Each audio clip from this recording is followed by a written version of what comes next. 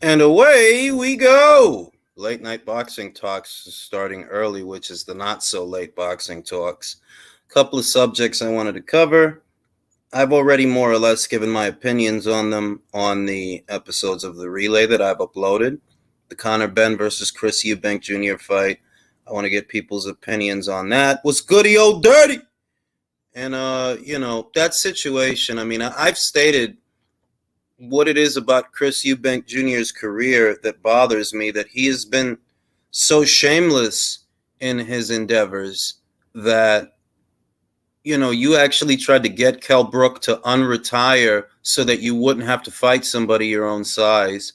You entertained a fight with Terrence Crawford, but won't entertain a fight with Demetrius Andrade, or didn't want to, even though that guy would have fought you because he needed a high-profile opponent. And I'll go as far as saying is I think he would have been willing to travel to the UK for that fight, where the fight would have been bigger there than it would have been here.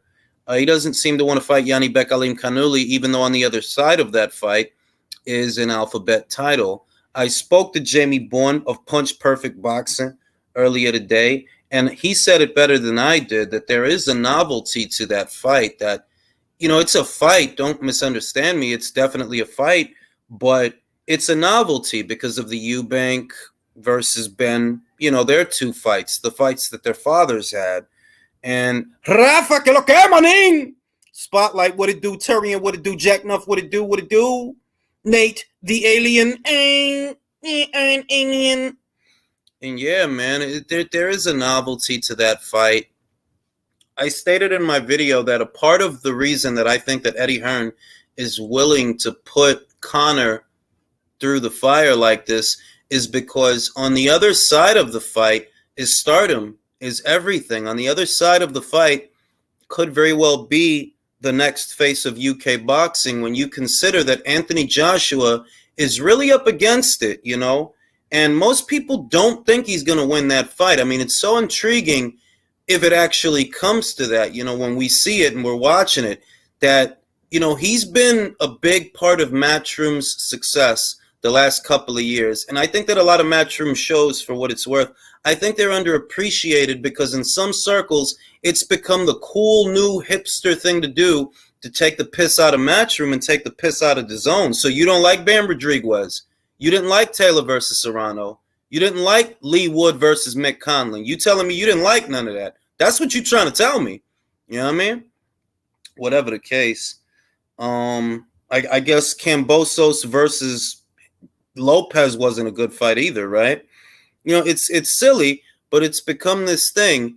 And, with Anthony Joshua being up against it, that he may not win that fight. A lot of people don't think he's going to win that fight.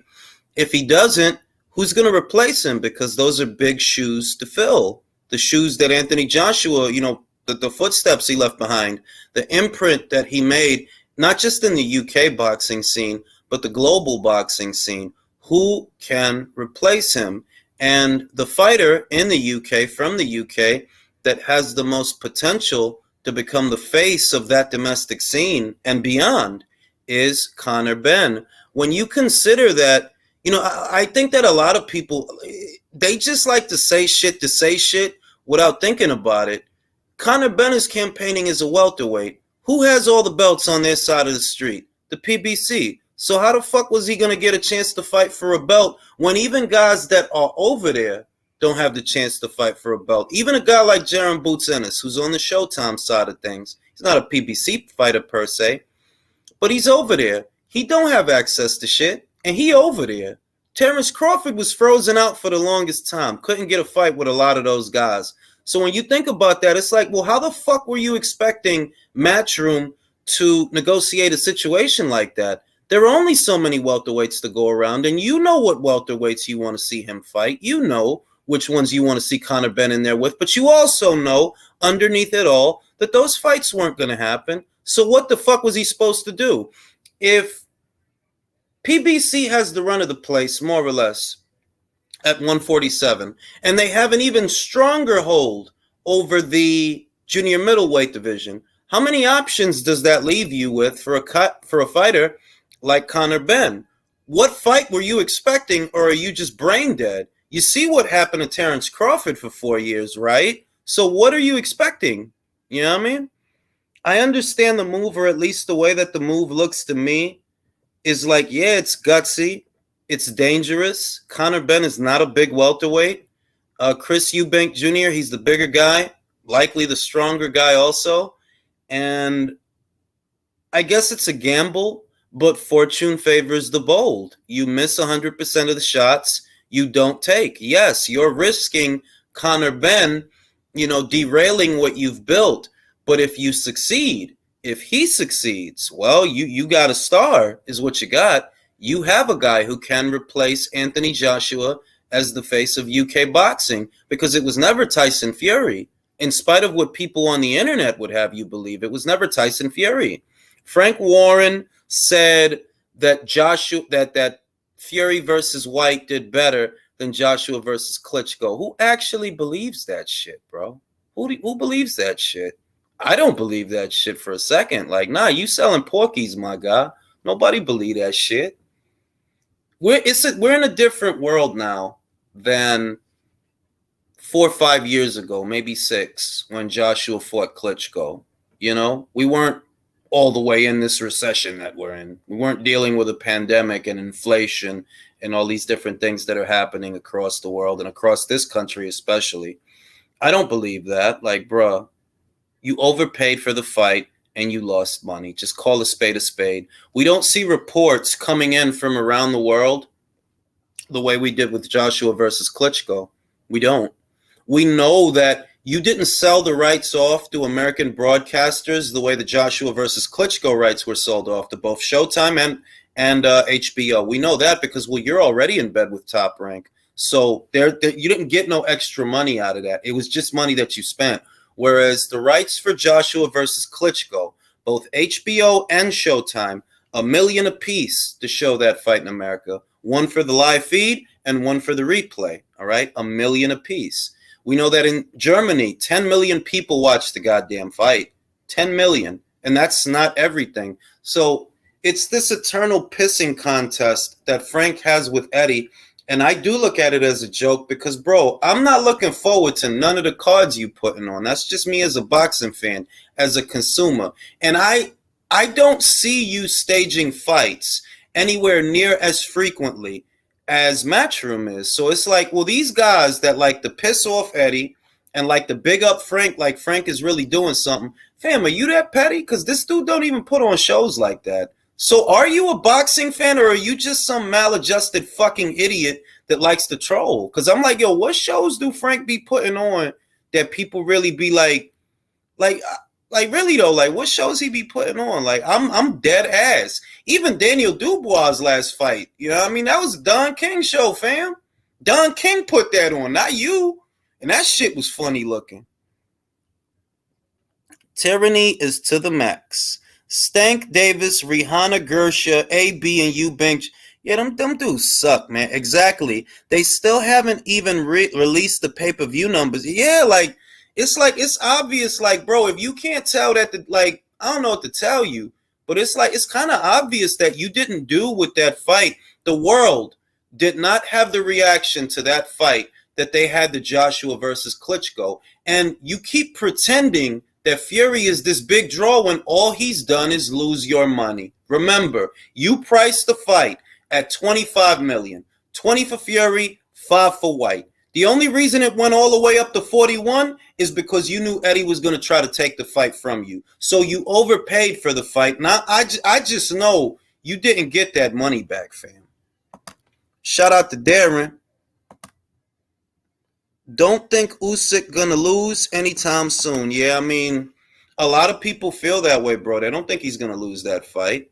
It would be better for the division and the health of the sport if Joshua won, because he'll keep the money flowing. He'll keep money coming into the heavyweight division, and that's just economics, you know. That's not a rooting interest per se, but it's common sense. It's economics. That guy has a lot of fans that'll pay to see him fight. If he can get his belts back, that injects more money into the division, which is good for the division and good for boxing. I like Usyk, but I'm not going to pretend that he's as big a draw even if he wins. as Anthony Joshua, because boxing just doesn't work like that. Shout out to Willie Lynch. How much longer can this go on before they realize they're not making the kind of money they could be making by working together? It's ridiculous. It really is. Because if they were working together, everybody would get a good size slice of the pie. Everybody would, if you develop a bartering process where you look at the value of a fight and you say, okay, well, we have two fights of equal value or comparable value, one on your platform, one on mine, and let's barter. I'll send you this guy, you send me that guy, and we all get to do the fights that the consumers are asking for so that more money gets made, so that more fights put on. Instead of trying to eat each other, which isn't really necessarily good for the sport, instead of trying to eat each other and come at each other, work with each other, and, maybe we'll get somewhere. Yep, I want AJ started. It needs to continue to return of big boxing. Yeah, because on some real shit, I don't, I really think it's some hate and shit. Like, I can't really look at it as anything other than some hate and shit, because it's a matter of fact. When Wilder won that belt, it wasn't no motherfucking money in the heavyweight division in 2015. What are y'all talking about? Y'all wasn't even up on that dude like that. Fuck is y'all talking about? Till y'all turned this shit into some pissing contest. Y'all did not fuck with that man. That man has been around since 2008. Y'all only got hip to him really in 2016. Only really had a rooting interest in him in 2017. That motherfucker ain't just pop up. He was there all through the Klitschko era. He was there. Y'all didn't fuck with him like that. A lot of y'all motherfuckers is fake. That's the other shit. That it's a lot of fake shit in the world right now. Like fake as Kim Kardashian ass cheeks. It's fake shit. Y'all don't fuck with that dude. Y'all just think that another dude from another country was getting a lot of love and a lot of attention and a lot of praise, and with your inferiority complex, oh, we got same dumb shit motherfuckers did with Rigo. Y'all don't fuck with Rigo. Y'all didn't watch that Jazza Dickens fight. Y'all didn't watch that Moises Flores fight. Y'all don't like Rigo. Y'all just hate Loma. That's why y'all pretended to like Rigo. Because if Rigo really had fans, he wouldn't have had to go to 130 for a goddamn fight. He would have been able to make money where he was if he really had fans. I'm not saying it's not an odd motherfucker out there that like Rigo, you feel me? I'm just saying that a lot of what you see on the internet is not real. If you were in the Facebook boxing groups at that time, you would swear that Rigo had a legion of followers. No, he didn't. These guys you saw in the Facebook boxing groups, on YouTube, on Twitter, they likely represent a very small subsect of the boxing community. Because the truth is, and it's sad, Rigo didn't get the kind of fights that he needed as a super bantamweight because he didn't have marquee value. So then you ask, well, why didn't he have marquee value? Because a lot of people didn't pay to see him fight. He was not a fan favorite. That's why he didn't have marquee value. So all this noise and all this bullshit you see on the internet, which is why I always go back to this, all of the boxing community is not on the internet. All of the boxing community, not all of it, is watching YouTube videos. You know, the people that pay to see fights and go to fights, and not everybody spends that much time online, you know, not everyone. And sad for Rigo that at 122 he was the man, but he didn't have fans like that, because if he did, he would have never had to go up to fight Vasyl Lomachenko. He would have been able to make his money right there at 122. All right, it's a lot of fake shit. When I see the Eddie Hearn hate and the Anthony Joshua hate, it's a lot of fake shit. Like, bro, what are you really mad at? What do you really resent about this dude? You trying to convince me, a consumer like yourself, what are you trying to convince me of? That Queensbury puts on better shows than Matchroom? That BT puts on better shows than DAZN? Tell that lie to yourself, you goofy motherfucker.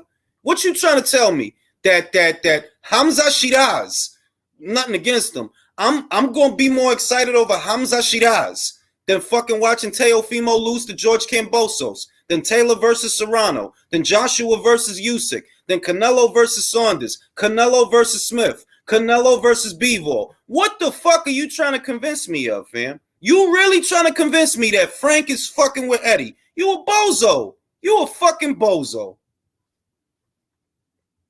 Shout out to my man Steven Munoz. De lo mío que lo que, manín. I look at Zerto versus Bivol like Maravilla versus Chavez. You agree? Salute to you and the panel. I would say that this is a higher level than that. I would say that because of Chavez. That Chavez was never really, he was never really that good. And Bivol, it's like Bivol's style is really between the pure boxer and the boxer puncher, but he leans more towards the pure boxer. Whereas Maravilla, that was a boxer puncher. Like, that was a boxer puncher. That's really what he was. You know what I mean? So it is a little different, but I see how you got there. I do see how that might look like a parallel. But yeah, yo, it's just a lot of weird shit, bro. Like, why the fuck y'all trying to act like Frank Warren's shows really be like, really, fam? Really? You really trying to convince people that that you like what is it about Frank you like more than Eddie? I need to know, because it can't be the shows. It can't be the promotion. It can't be the shows. Not only do you not do as many shows annually as Matchroom, right? You don't do as many shows as they do, but the shows you do, like, come on, fam. Fucking Joe Joyce versus Christian Hammer? Really? Come on, fam. The fuck are we doing out here? You can't talk sense to senseless people, I know, but I had to get that out there. It's like, yo, a lot of shit that you see on the internet, it's a lot of these people got problems, man. Like, it's this one dude on Twitter, right? And you could look at the dude, like the picture of the dude, and you could see something wrong with this goofy motherfucker. He always got some shit to say about Matchroom, and I'm like, fam, you must watch a lot of Matchroom in the zone, because you can't shut the fuck up about that shit. Every week, man, man, shut the fuck up, man. Goofy bastard. I hope you get hit by a car. I'm just playing. I don't hope that. But I hope he get like diarrhea or some shit. Diarrhea come out his mouth. I hope he get that shit for real. So he can stay the fuck off the internet, you fucking weirdo. Stupid motherfucker. Frank Warren can't fill the O2 with Dubois versus Joyce. Nah, I'm playing. I hope he be alright. But he's just so fucking stupid, bro. And I hate stupid people. Like, I just hate stupid shit. You really trying to convince the world that the quality of this product is akin, if not better, to that product. Look at the ESPYs. Matchroom shows the Lee Wood versus Mick Conlon fight, the Taylor versus Serrano fight, Katie Taylor as a fighter, all right? They won big at the ESPYs. And at the ESPYs, you vote. You got to vote for that shit. That's people that's voting saying, yeah, this was a dope show, all right? But you let these internet people tell it, it's like, man, something wrong with a lot of them cats. How big of a cash app I got to shoot you to get a breakdown of 126 and 140? Would love to hear your opinion on both. Well, 126, right? I did a mini one the other day, bro. I did a mini one talking about the Navarrete, Ray Vargas, este tipo, Leo Santa Cruz, and Josh Warrington. And you can't really do a breakdown because they're not going to fight. Josh Warrington probably going to end up fighting Lee Wood. None of them is going to fight Emmanuel Navarrete. Emmanuel Navarrete se jodió. Nobody want to fight him, bro. Josh Warrington is not going to fight him. And Ray Vargas is not going to fight him. And Leo Santa Cruz is not going to fight him. He's going to fight Baez. Y después, a lo mejor, he moves up to 130. But that division is going to stay divided. Lo más que va a pasar, Ray Vargas versus Leo Santa Cruz, y ahí se va a quedar. There will not be an undisputed champion at that weight. In the in-between time, I anticipate Josh Warrington doesn't have that many fights left in him. And I feel like he might end up fighting Lee Wood. I feel like Eddie might say, you know what? We went the WBA route and they fucked us. They fucked us. We paid our sanctioning fees and they fucked us. They said that if the winner of the fight would get Leo, and they fucking fucked us. So what we're going to do, we're going to go our own way, and I'm going to see if I can't make Warrington versus Lee Wood, which will be a big fight in the UK. It will be a big fight in the UK. A lot of people, a lot of fighters and their managers, they need to really start asking themselves, what belt do we want? Should we even go the WBA route? Why are you giving Gilberto Mendoza and his association money to play with your career and play with your title shot? Why are you doing that? You got Lee Wood, a fighter, paying sanctioning fees out of his purse for the promise of a title shot that he hasn't gotten. And they did take their money, I'm sure they did, but you didn't get your title shot. That's like going to a fucking restaurant, ordering something, and the food don't never come. Or it take forever for the food. It's like, fam, like, y'all got to stop giving Gilberto y'all money. I don't know why y'all do it. I literally don't know how any fighter and a manager, we going to go to W. For what? They just going to play with you. I heard a rumor that Shakur Stevenson is moving up the lightweight. If that's true, I anticipate a lot of pretenders moving up or running for the hills. Well, the good news about that is that if he were to go up to lightweight, Top Rank has the run of the place. So he'll get the fights that he needs. You know what I mean? It's not like he'll be frozen out. The odd man out at lightweight won't be a Top Rank fighter. It'll be Davis. It'll continue to be Davis. While the rest of the good fighters at 135 pounds continue to fight each other, you're just going to end up recycling opponents, toggling through Isaac Cruz rematches to Rolly Romero rematches. You know what I mean? Because they don't have no shame over there. Like if Shakur goes to lightweight, he has plenty of opponent options. Plenty.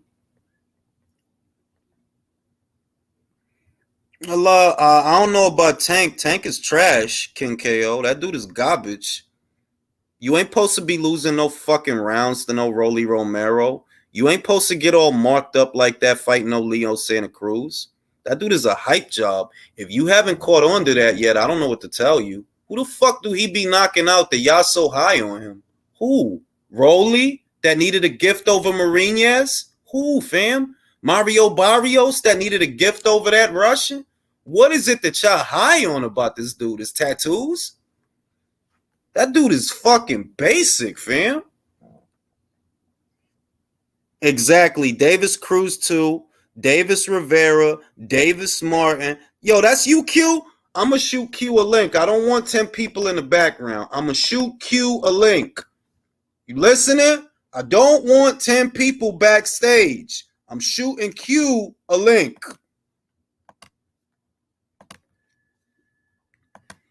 What happened to the Mexican kid beat crap out of Warrington? Mauricio Lara, he's still there, bro. He's still at Matchroom. He's still there.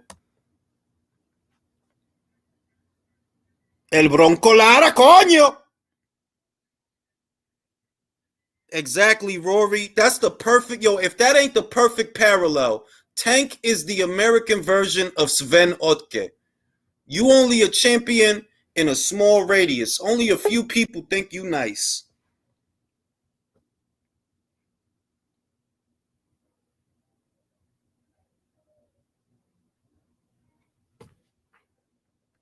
Who has Shakur fought? Valdez? Yeah, Valdez. Two division, unbeaten champion Valdez. Like, you trying to compare Valdez to who? Rolly? Isaac? Who have they fought? Hey, what's goody, Q? What up, man? What's going on? I'm talking to this Tank fan, what is obviously a Tank fan. He really trying to shit on Shakur Stevenson opponents for Tank. Bro, I love how all of these Tank fans live in this hypothetical world with these hypothetical matchups where Tank wins fights that he's never going to take, that he's never going to be allowed to take, that he's never going to be even close to thinking about taking. He was on a podcast, literally said, I didn't ask for none of those fights. Yet these dudes is still trying to sit here and defend him when you should be calling him out because your boy is looking down right now. He's looking down right now. You know what? It's like they could watch Floyd do the sucker shit, the same sucker shit, year in and year out, year in and year. They literally watch him do the shit, and they still hold to this little butterball. Like, bro, what do you want him to be? Your little cousin, your brother? Like, he not what you think he is, fam. You feel me? Like, he not what you think he is. You want him to be that dude so bad. Just because you can sell tickets fighting scrubs, that don't mean you that dude, fam. I mean, long story short is, man, he's a decent ticket seller. He doesn't sell well on pay-per-view. Reason he doesn't sell well on pay-per-view is because he doesn't fight anybody that anybody thinks they can actually beat him. And he's basically just profiting off the same people that bought his fights the last time. I mean, it's just recycling. You said it earlier. He said that Oscar Valdez can't beat Mario Barrios and Herring is a C-class fighter. So if let me do this shit. So if Herring, a champion, right, is a C-class fighter, what you trying to convince me of? That Rolly is a B-class?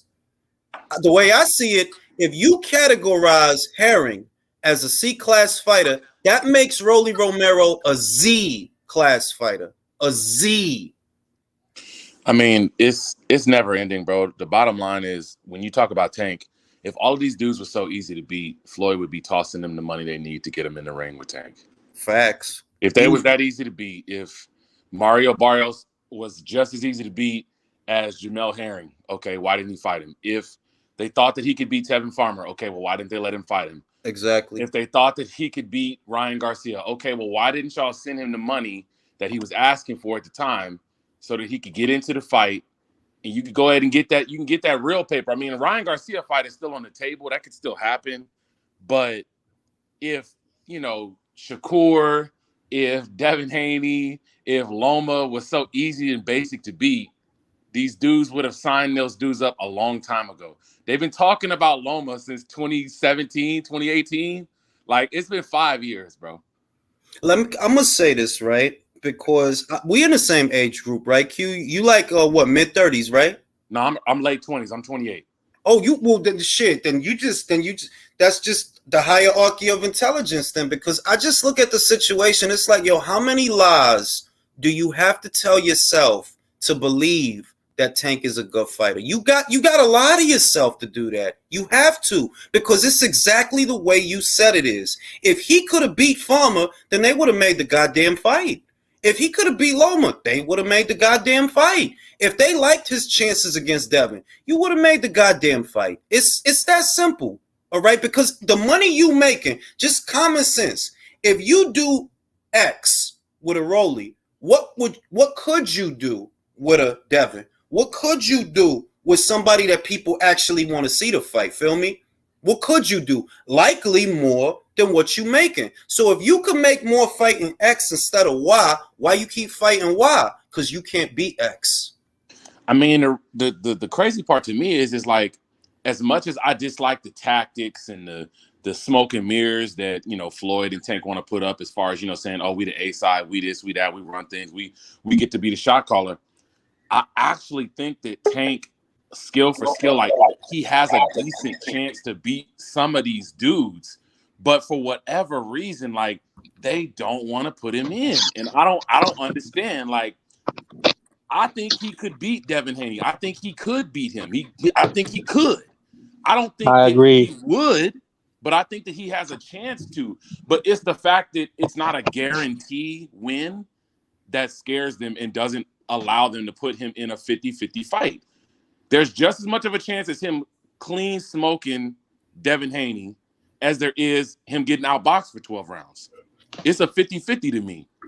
But I don't think they want to put him in. And ultimately, that's going to be the sad part, is like, all of these chances he could have taken, by the time that he gets ready to do it, all these dudes going to be up at 140. They're going to be, they're going to be giving him the same treatment he's been giving them. Well, I'm going to say this, that at the end of the day, right, I never really seen a promoter, and I'm fucking damn near 40. I never seen a promoter say no shit like that, feel me? Like the shit that's on the screen. Well, you just heard one dude say it. You just heard Oscar say he wouldn't have put Canelo in with Bivol. Yeah, but Oscar the same bozo that put Canelo in with Floyd.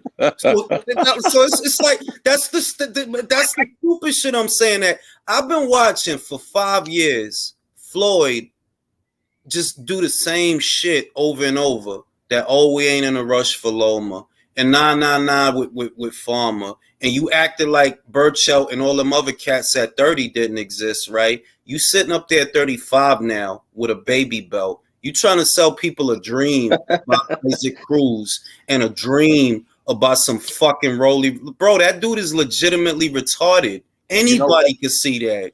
You know what the funniest thing is when I hear like dudes online, and you know a couple of them because we have conversations with them on Twitter and stuff like that. They go to the same conversation of, well, he's going to be WBA mandatory. He had to fight Rolly to get him out the way so he can become WBA mandatory. And I'm thinking in my head, I'm like, when is the last time that Tank crossed over or went to somebody else's show because of a mandate for a belt?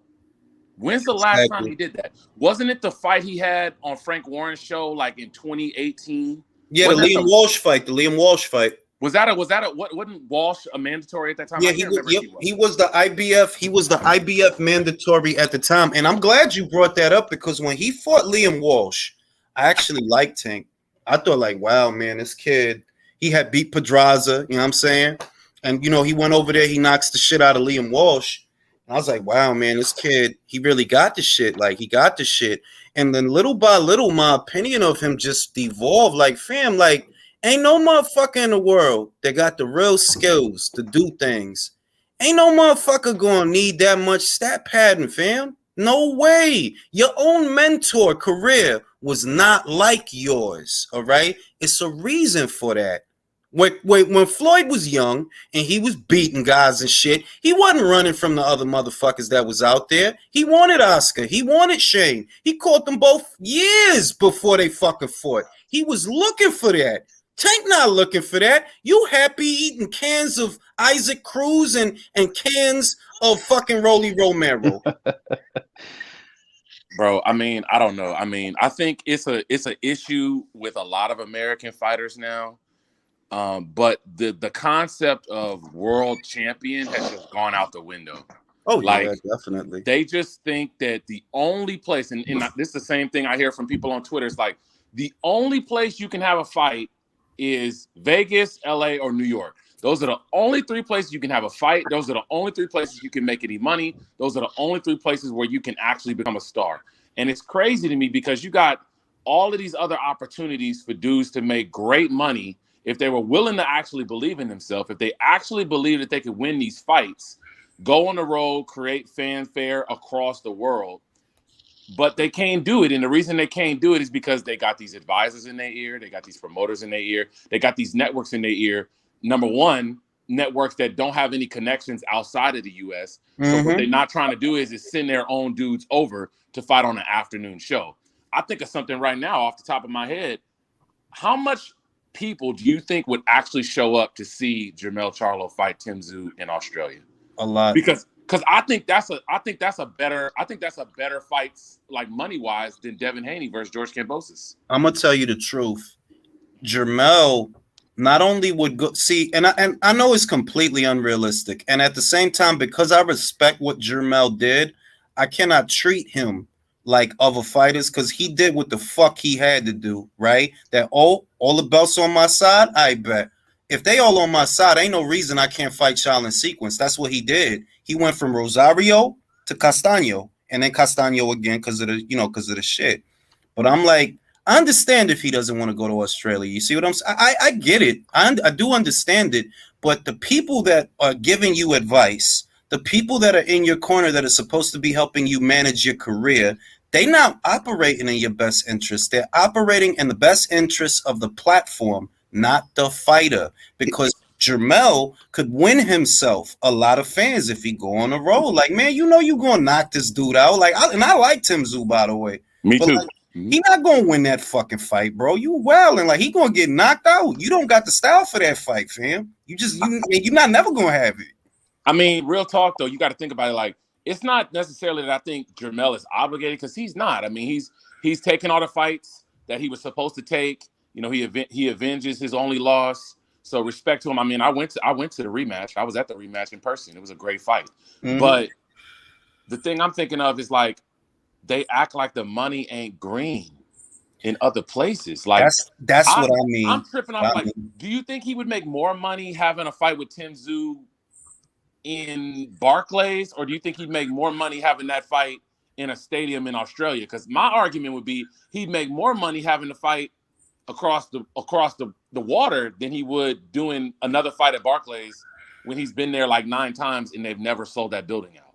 the way it breaks down, what I've seen the last 5 or 6 years is that the best interest of a platform that gives them a budget, that gets priority over the fighter. And that's the conflict of interest with PBC guys. Your manager simultaneously brokers deals with a network. So he can't have your best interests and the network's best interests in mind at the same time. They conflict. For example, if you're the manager and you want to get your fighter the best deal for the most money, well, what if that requires him to go to another platform for one fight, right?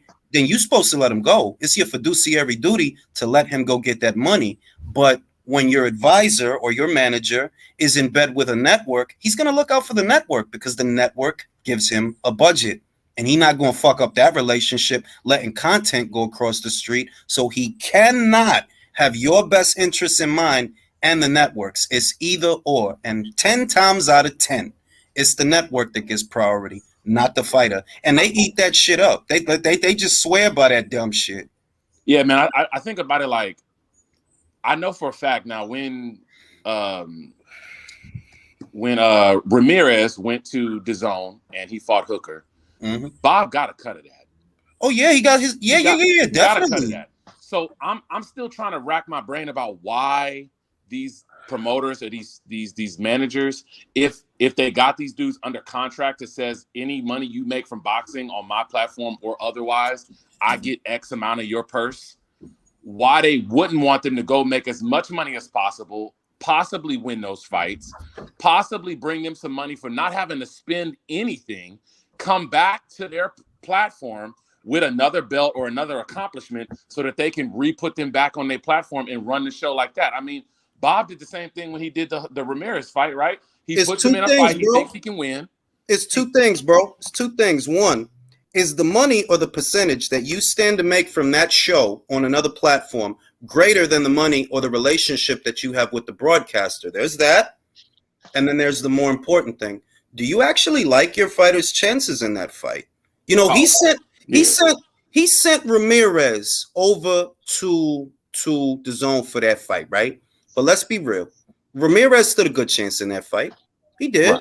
Right. He was the favorite in the fight, I would assume. Yeah. It was, and I like Mo. Like, Mo don't be in boring fights. Mo, if it's a Mighty Mo Hooker fight, people gonna get hit, whether it's him or the other guy. Right. Punches is gonna sometimes get there's detriment too in argument. Sometimes I think he swings a little too much, to be honest.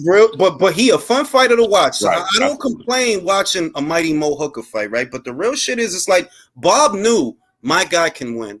Just like with Vosdick. If you know, a PBC won a purse bid for that fight, so Vosdick had to cross the street, granted. But if Bob didn't like the situation, or if he didn't like his fighter's chances, he could have pulled him out. Hey, go for this belt. Fuck that one. Go for this one. If he didn't like his fighter's chances. But he knew, like I knew. It's a reason Stevenson fighting Fonfara again. Feel me? It's a reason you doing dumb shit like that. It's a reason that you don't want to know with Sergey. It's a reason for all that shit. And we all know what it is, you know what I mean? It just take for you to get exposed to what else is out there. In your bubble, you look formidable. But boxing didn't used to be like that. Where, oh yeah, everything got to happen inside this ecosphere, this biosphere, where it's just this round robin bullshit. Like, fam, it didn't used to be like that. That's why you used to get that legendary James Toney, that legendary Roy Jones, that legendary Bernard, because everybody was going at it. And the way it works, the best fighters or the top talent will always permeate to the top. Always. But when you gotta hide motherfuckers away and tuck them and hide them in the couch cushions, that's you get motherfuckers like motherfucking Donna Stevenson. Yeah. What's crazy is Andre Ward did the Super Six. I mean, that was amazing. I didn't think he would do it, but I mean, they were saying he was protected, but I mean, to step in the Super Six. So there was Mikhail Kessler, Carl Froch. I mean, that was heavy. But what was fucked up for Ward was the Darrells. The era that he was in, Ward's problem was never matchmaking. Ward's problem was the era that, and it's not even a problem. It's just, it is what it is. You came up in the Floyd era. Everybody was in the Floyd and Pacquiao shadow, not just Ward. Everyone, bro. Everyone. There was a whole heavyweight division, a whole cruiserweight, whole everything. Motherfuckers wasn't really on that shit like that. They was worried about some Manny and some Floyd. And that's all. A lot of motherfuckers, that's all they was worried about. Manny and Floyd and what is around Manny and Floyd. So while you up there doing what you need to do, it's not that it's not dope. It's that people wasn't, and characteristically also, and I've said this before, the super middleweight division was not characteristically a division that a lot of Americans watched because for a lot of time, it was a European division. At least that's how Americans viewed it. Definitely a UK division for sure. Well, I was just reiterating to what you said about, times were different when times were different in the the old days. Well, but it was though. Like, look at the names you said: Carl Froch, Mikhail Kessler. Yeah. The crazy part about that is all of those dudes had separate promoters. I remember watching on YouTube episodes because at the time when the Super Six was going on, I had not been watching boxing. I didn't start watching boxing until like 2015. But after kind of learning about what had happened, I'm like, oh, I want to see the show. I want to see what happened, kind of the preludes and everything.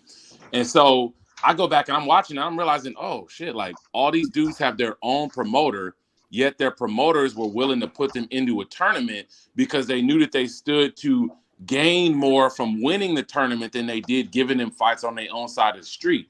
That kind of leads me to the other thing I mentioned on Twitter like maybe 3 or 4 weeks ago when I think somebody had posted like if there was one thing you could change about boxing to make it better moving forward, the one thing I suggested is that any world champion has 3 things. Number 1, they have to have at least 2 fights a year.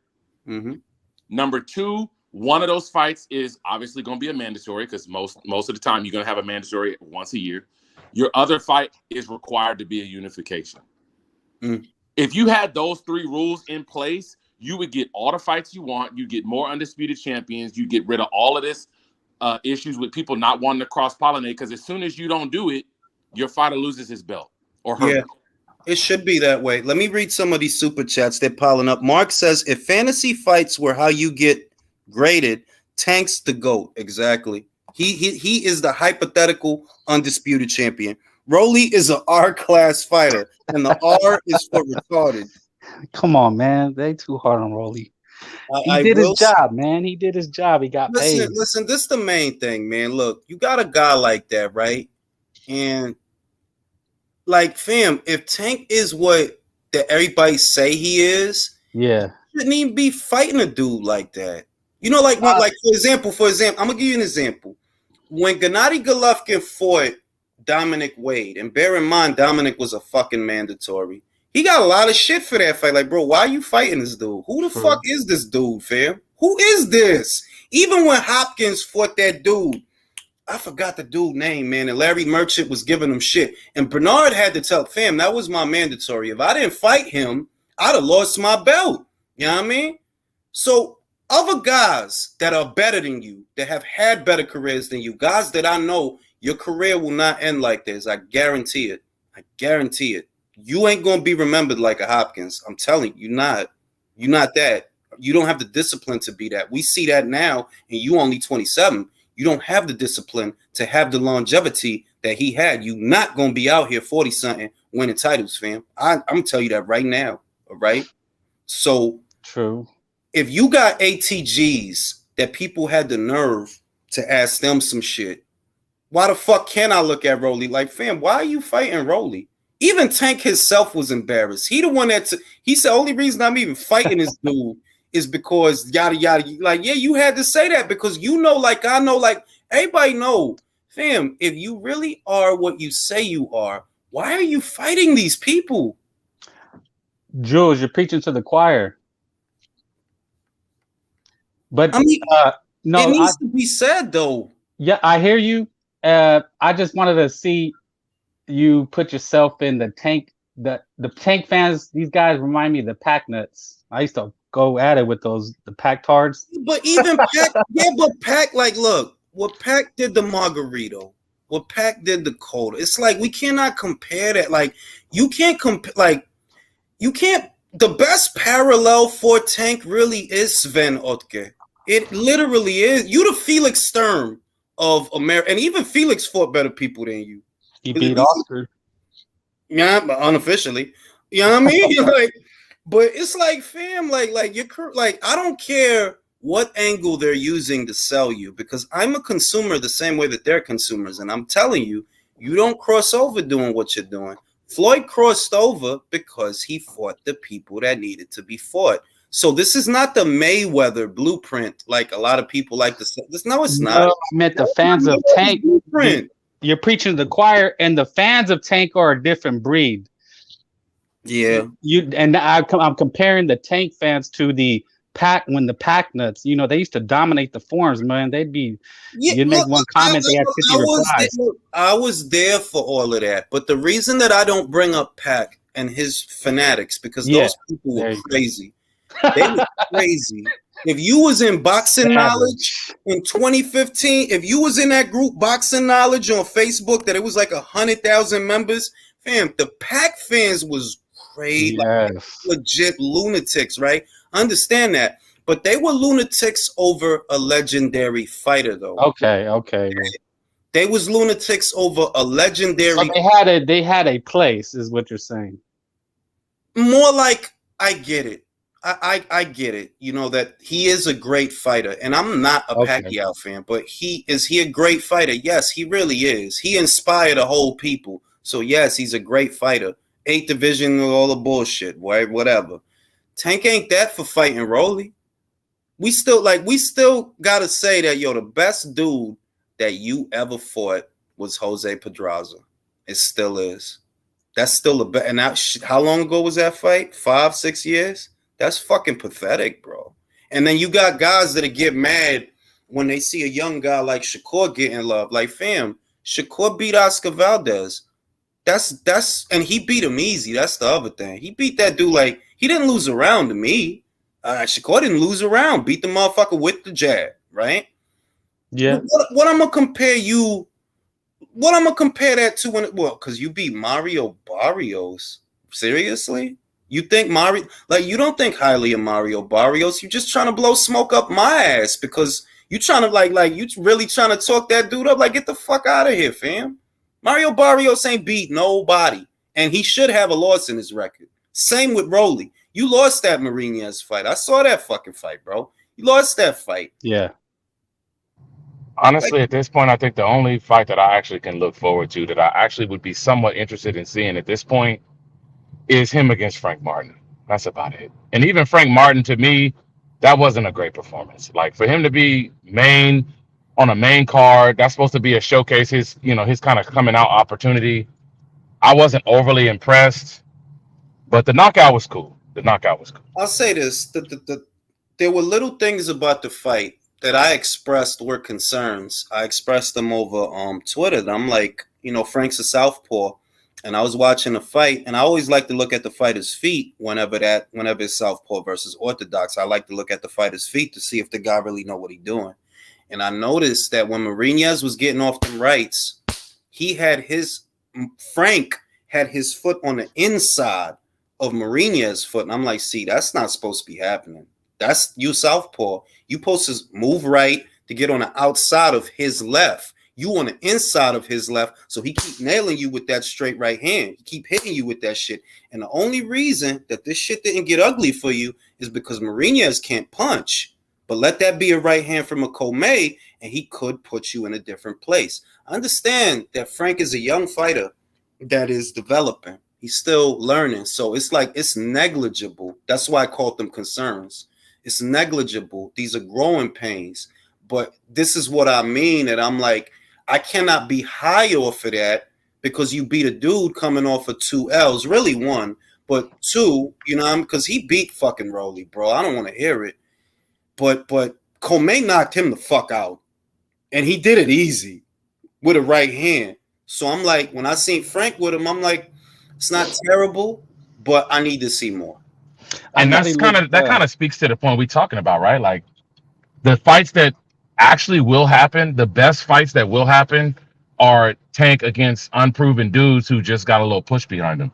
Like Rivera. They don't have the guys to prove themselves. And that's the other part, that the guys that you need to further develop a Frank Martin or further develop Rivera, because he needs development too. They're not on your side of the street.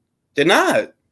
So if you're not going, they never gonna be what they need to be until you unleash them or expose them to what else is out there. We'll decide what's what when the fight is over. But you need to be fighting them Comays and them Nicotalias and them guys. You need to be fighting them guys. Don't you notice that top ranked fighters, they'll pull a fighter right out their ass. You never even heard of this motherfucker.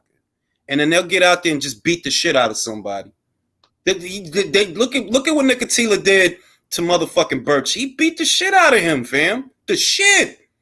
I mean, everybody knows that watches boxing if they're honest with themselves. Like, Top Rank has the best matchmaking in boxing. Mm-hmm. They got the best matchmaking in boxing. They every time their prospect is in a fight, it's never easy. Like after they 10, 15th fight, every fight after that, even if it's a dude you ain't never heard of, you know, okay, if this is a top rank fight, this ain't gonna be no easy walkover. Mm-hmm. Only time it's easy walkovers is if it's those BS mandatories that these sanctioning bodies make, like that Alim Kanuli fight. Yeah.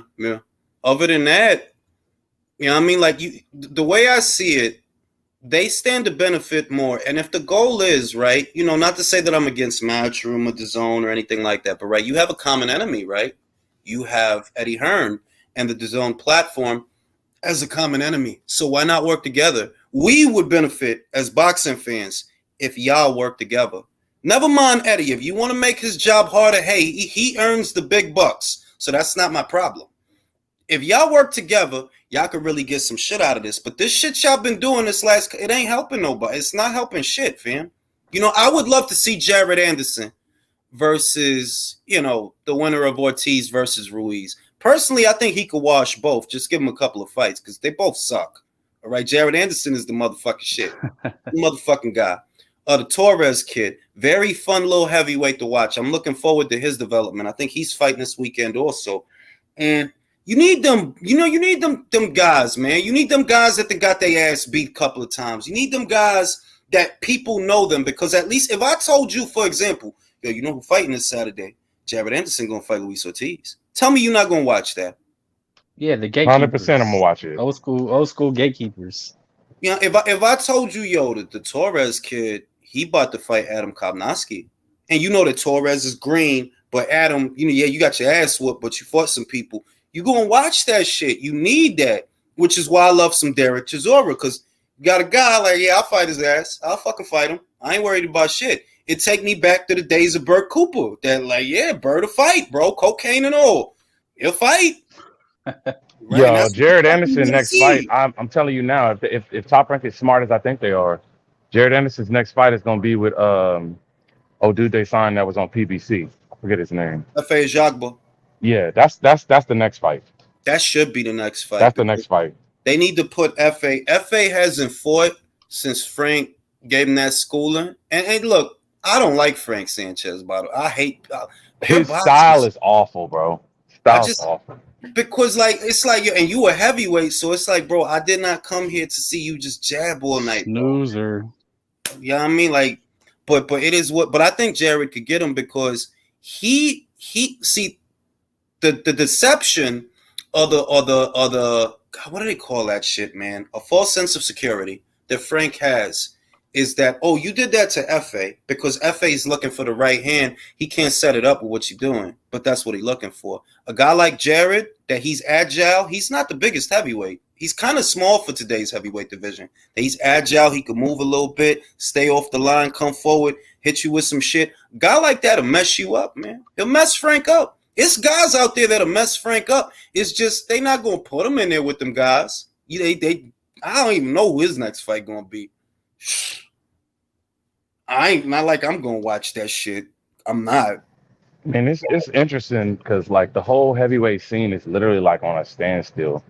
Like even as highly rated, and obviously, you know, Fury deserves to be number one at this moment, but like, yeah, but look at the bullshit. Or you gotta be like retired. Why are you retired then? If you my thing is this: you should not be allowed at all to claim that you're retired, but then hold on to the belt. I'm sorry, bro. Like, you can't do that. That's because the WB, look, the WBC and the WBA, they just suck a lot of fucking dick, bro. Because if he announced,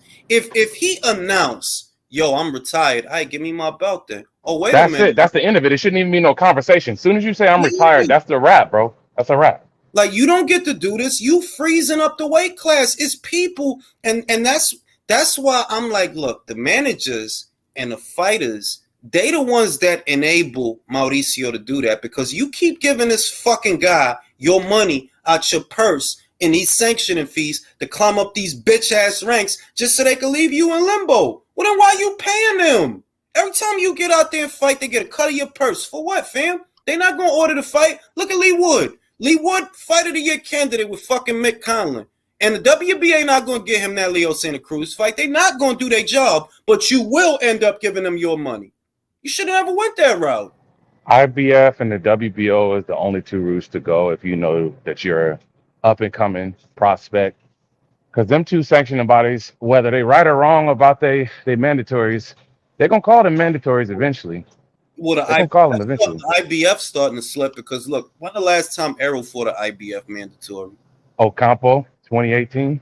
And who's his mandatory now? Do you see them ordering that fight? Nope, don't look like it. But you know what that's about, bro. Boots I'm just saying, Boots been beat Clayton. He been did that. It's a wrap. He did. It's over. And you know, Al slipped him a little paycheck and said, "Don't order that yet. I want to do what I'm going to do, what I got planned. You can order it as soon as Errol moves up, and then we can have Ennis be the champion then." You know he slipped him a check. Exactly. So the IBF is slipping. What happened to the push? Did you go for the push by when the Ring was trying to ESPN were trying to make Ring the standard? I mean, Ring, this is the thing. Ring should be the standard because it's the hardest belt to keep and it's the hardest belt to get to. You don't get that belt just because you fought so-and-so. You feel me? It's a hard belt to get, and it's even harder to keep. You got to fight a top 10 to hang on to your shit every 2 years, I believe. It's either a top 10 or a top 5. So it's like you really ain't the man without that ring. You need that ring. You need that belt. You can have as many WBO and UBO and NWO and WWE. Go ahead with that.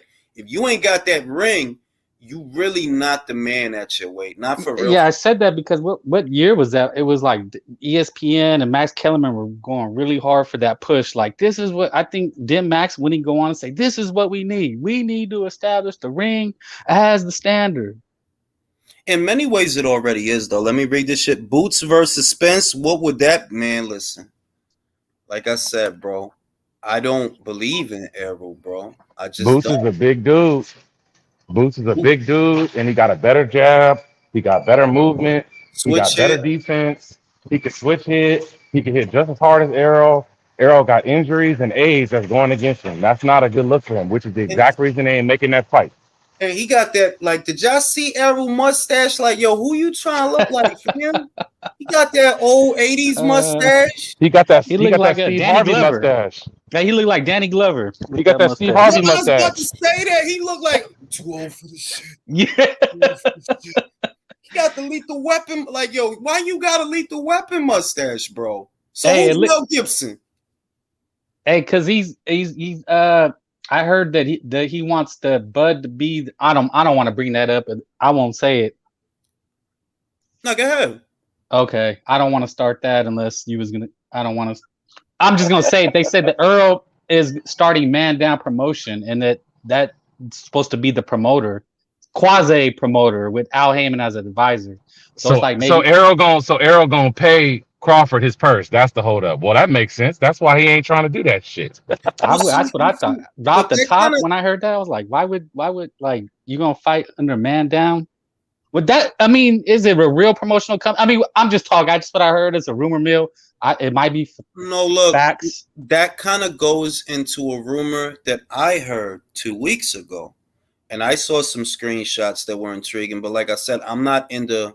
I just don't want to confuse people. And basically, what I was told is they're trying to walk Bud and do a shitty deal. So I'm like, well, how could the deal be shitty? Oh, well, what you just said? Man down I ain't no man down fighter. What the fuck on my face, fam? What the fuck? Wow. Fuck I look like? I'm a man down fighter. Suck my dick, B. Fuck you got to kiss. You got to kiss. You gonna have to kiss Birdman. You know what I mean? Like, ain't your fucking fighter, my guy. Fuck it, what? I'm not your fighter, fam. Do the fucking fight. That's the whole thing that's funny about the situation is like when you hear these people that are like big Errol fans and respect to him. I mean, when Errol first came on the scene, I remember I first watched this Kell Brook fight. I was a fan of him then too. I'm like, oh, this dude is fighting. He's going out taking these fights. He taking it to these dudes. So respect to you. You know, get your money where it lives. But my thing is like you can't just assume because a contract is out, which is what his fans do, that the contract is legit, that everything is in order, and that it's realistic.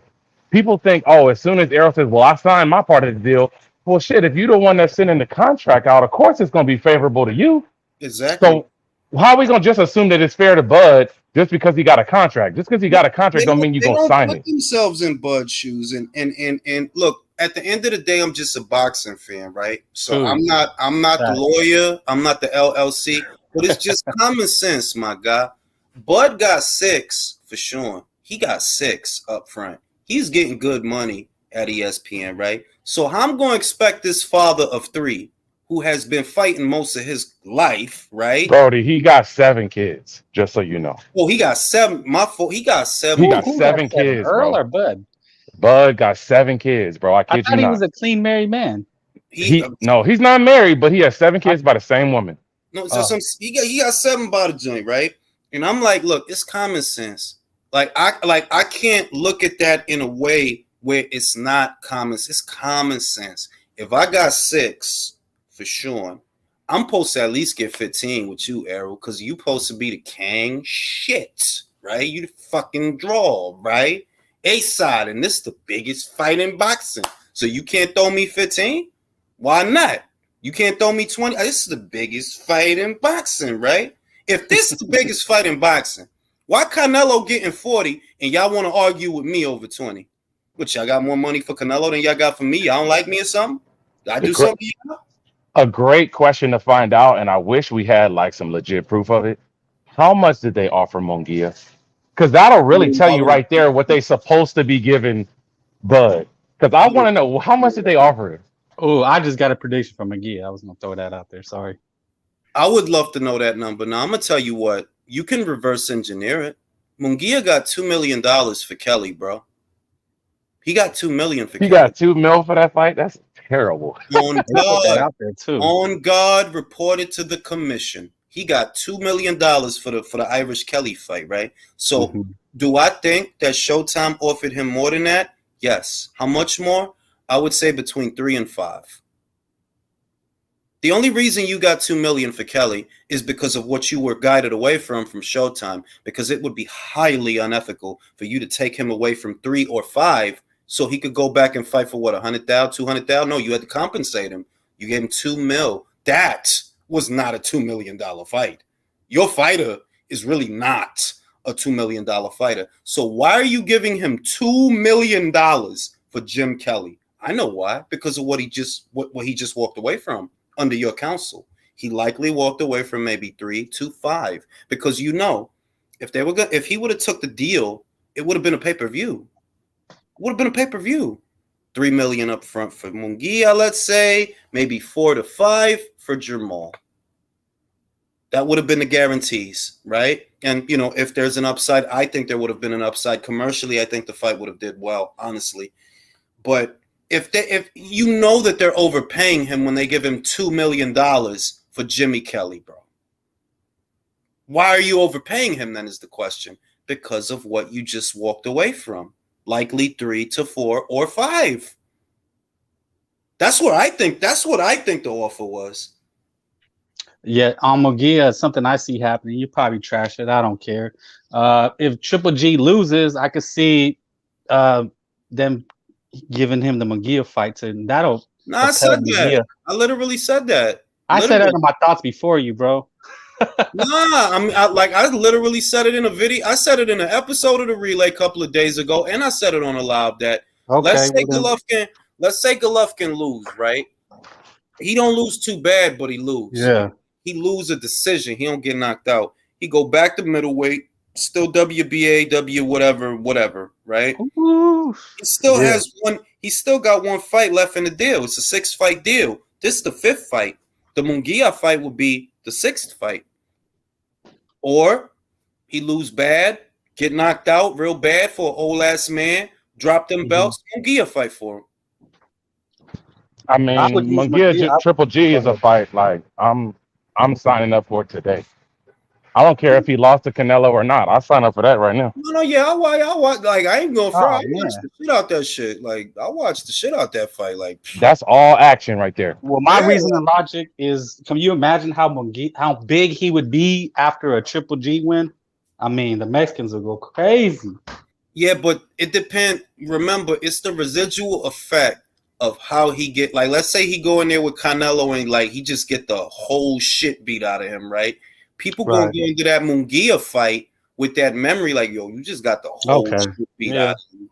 You know what I mean? Like, it ain't like you go, like, if you went in now, it'd be like, yeah, that's a good ass fight. But if he get the whole shit beat out of him by Canelo, that's what's gonna resonate with people going into the Munguia fight. They're like, yeah, you about to lose, fam. You just got the shit beat out of you at 68, and you old.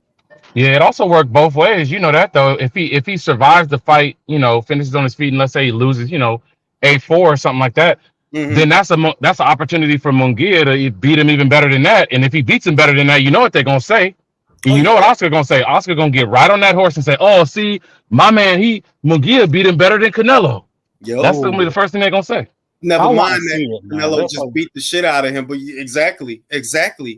Because, like, look at what he's doing now with Zurdo. He said Zurdo going to avenge Canelo loss for all the Mexican fans. Bro, cut the shit. He don't give a shit about the Mexican fans, bro. He just trying to, you know what I'm saying? Like, I ain't even mad at the shit, though. It's just that's how shameless the shit gets. Like, yo, you must really think we're all just morons.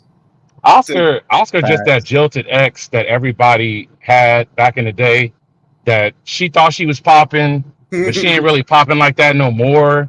And you done moved on and you happy in your new place, but she constantly got to mention your name to bring you up. That's who Oscar is, man. That's exactly who Oscar is too, man. And you could probably he's that ex that you could still fuck.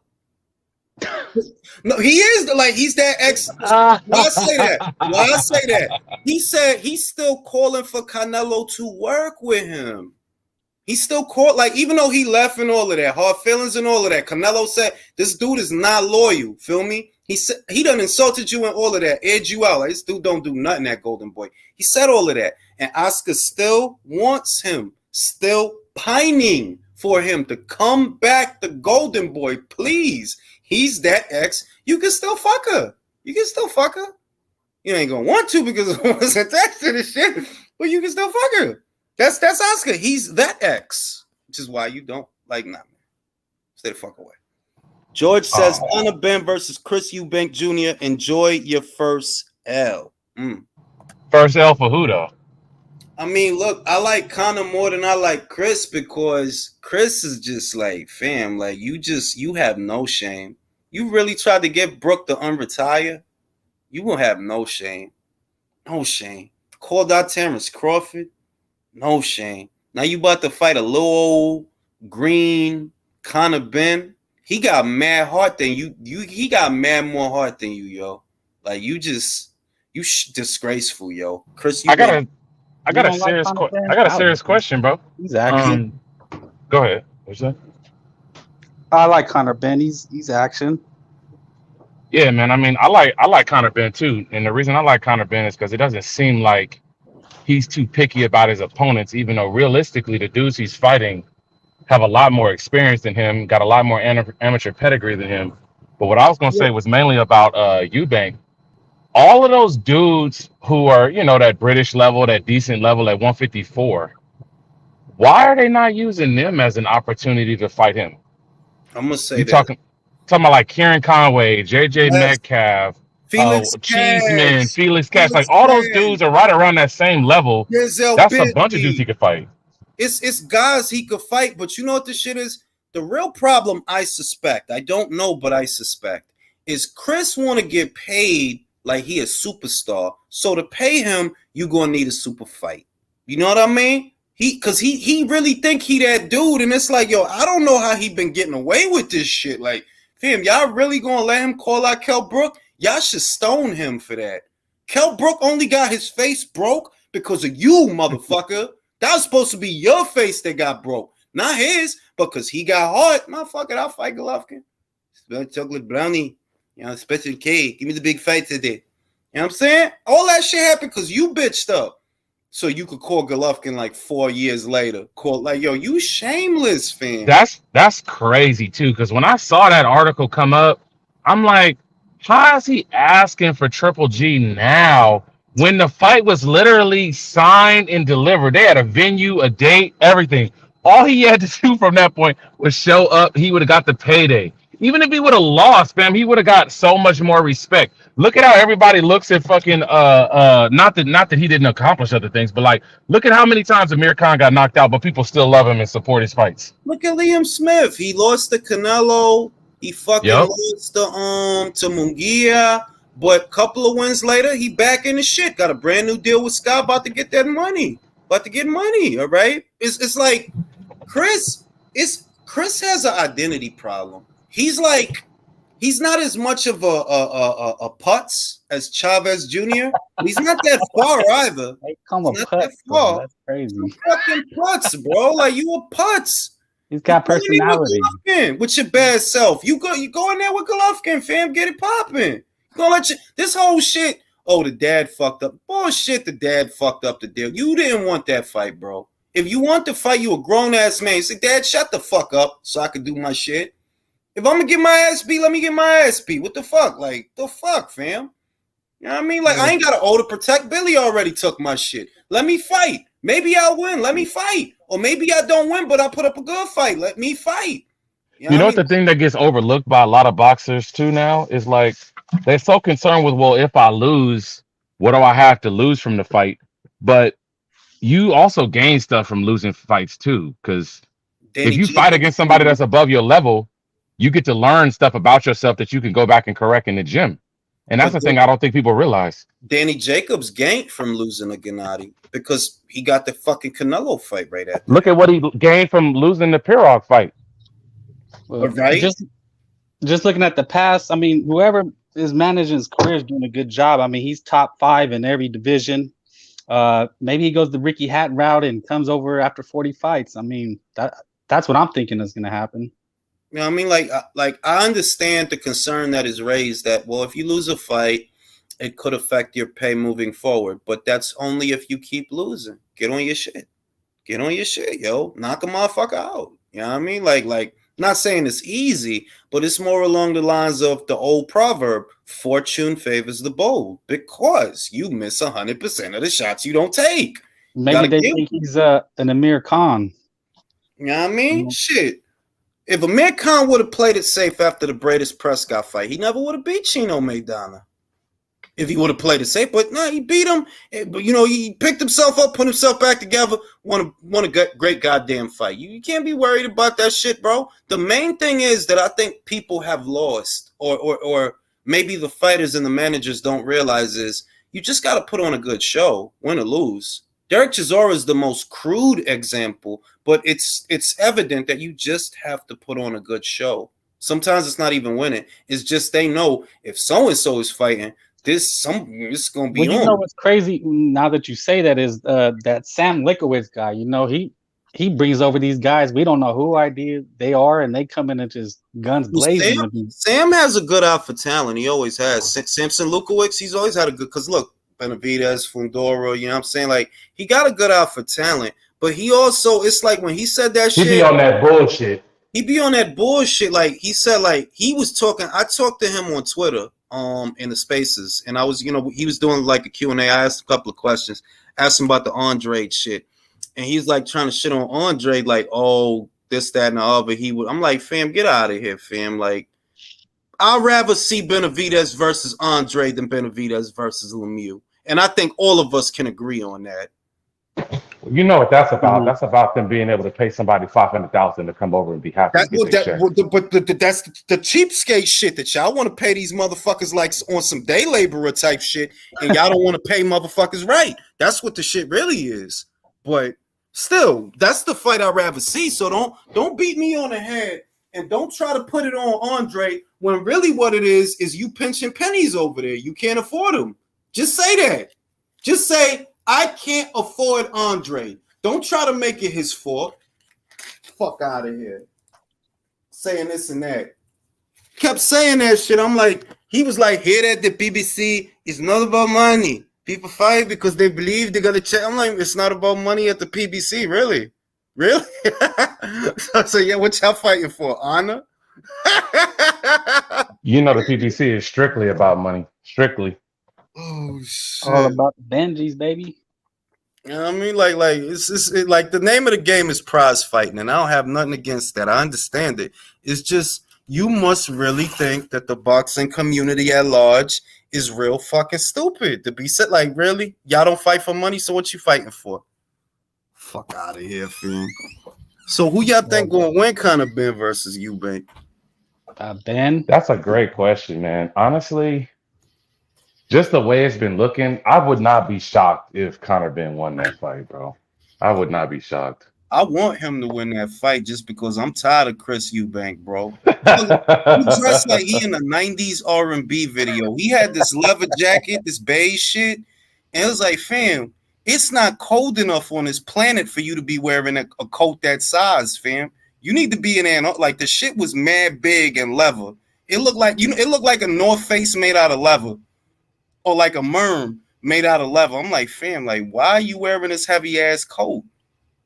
Look like an R&B singer out here. B had the shades indoors.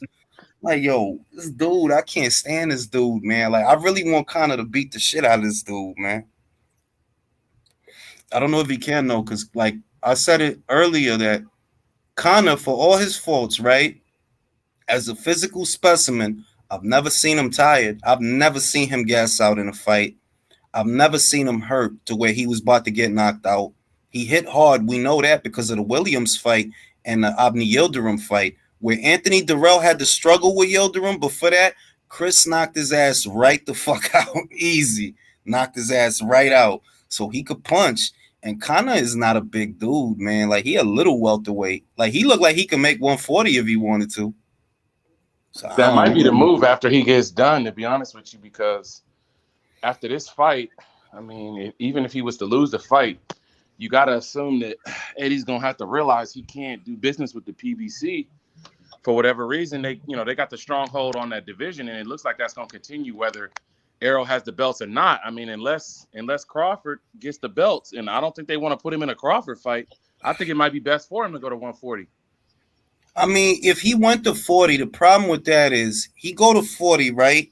Right now, 40 about to have a reset because the WBA about to end up on PBC Island. The WBC, that's going to be Zapata and somebody else. The IBF, that's also going to PBC Island. I already know it's going to go over there. I already know who they got lined up for that. Subriel Matias. And who? The dude, Ponce, something Ponce. Oh, okay, yeah. And I think Matias is gonna win that belt, and when he do, it's staying on PBC Island, and ain't nobody gonna see that belt for a long time, bro. Nobody gonna fight for that shit. It's just gonna be Subriel fighting. I don't know. Maybe, I mean, like, if they could make Matias versus Gary Antoine Russell, I'll watch that shit. Yeah, that's two action fighters. That's a good fight. I'll watch that shit. They both big for 140, so I'll watch that shit. Tough, man. It's tough between 140 and 154 because, I mean, the difference is like with PBC, it's like you gotta sign long term with them to get any kind of traction on anything in those weight classes, as opposed to all these other boxing promotions. They might have a run of the place, but they'll do a mandatory. They'll if they think their guy can win the fight, they'll send him over to fight a one fight deal for a mandatory. They'll do it if the money is right, but it's like PBC, you got to do backflips just to get them to send somebody over. I'm really trying to think, when is the last time a PBC champion went to another network? No, it doesn't happen, bro. They'll send a contender, and even then it depends on the contender. Like, yeah, Marcus Brown ended up going to they sent him to Slaughterhouse, bro. You know that. Yeah, and really it was Jim. it was Jim more than Top Rank because that was a Jim show, but Top Rank is cool with Jim, so ESPN got the fight. Better still, it's just like they sent him to the slaughterhouse, bro. They didn't think he was gonna come back. Like, if you want to go over there, go ahead, bro. We don't got nothing over here for you to do, fam. And we need a new system, a network roster, because I'm looking at some of these names: Tiafimo, Progress, Brandon Lee. Nah, some good matches. 140. I'm gonna say this. First, let me read these super chats. Oscar is the boxing version of Prince. Chill. Don't Prince. Chill. Don't talk about Prince like that. Don't play about Prince, though. That's what I'm saying. If Conor wins by knockout, I will hang that on my wall next to a photo of his dad. On God, that would be the most satisfying. Yo, I swear to God, fam, that would be. It also gets the revenge for his dad losing to him too. Exactly, because the first fight he got knocked out, second fight was a split draw. So that'll be vengeance for the Benn family. If it's at 156, hopefully Eubank is drained and they got a rehydration clause too, so his brain will get jostled. And hopefully he get knocked out, because that's what I want. I want to see him get knocked out, bro. I like Conor Benn. I think he's good. Bit surprised. I mean, is he great? No, but he's gonna make good fights. Yeah, I'm a little bit surprised, Julius, that they didn't mandate that fight to be exactly in the middle. Well, I mean, Eubank been saying for years that he was small for 168. He's really a middleweight, and we already said Conor Benn is small for 147.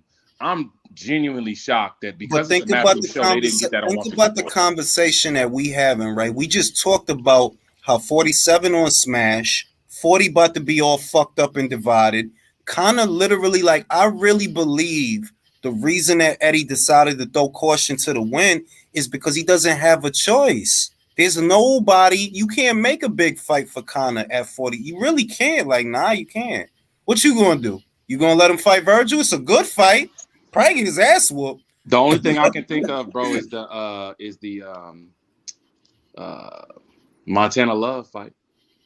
Nah, because that's not even a big. And Montana looked crazy in his last fight. Like, he didn't look great. He didn't look great. I'm gonna say that he didn't look great. And then it's like everybody allowed an off night. It's like that's not the end of the world. Cause shit, Akhmadaliev looked like shit. He looked like straight doodle with that little dude. The fight before last, he was fighting this little dude. The dude was littler than him, and he little for 122, and he was littler than him. And the little dude was just making him look crazy. But he go in there with whatchamacallit, we just fought Rios. Ronnie Reed, and he beat the shit out of Rios with one hand. Broken hand, yeah.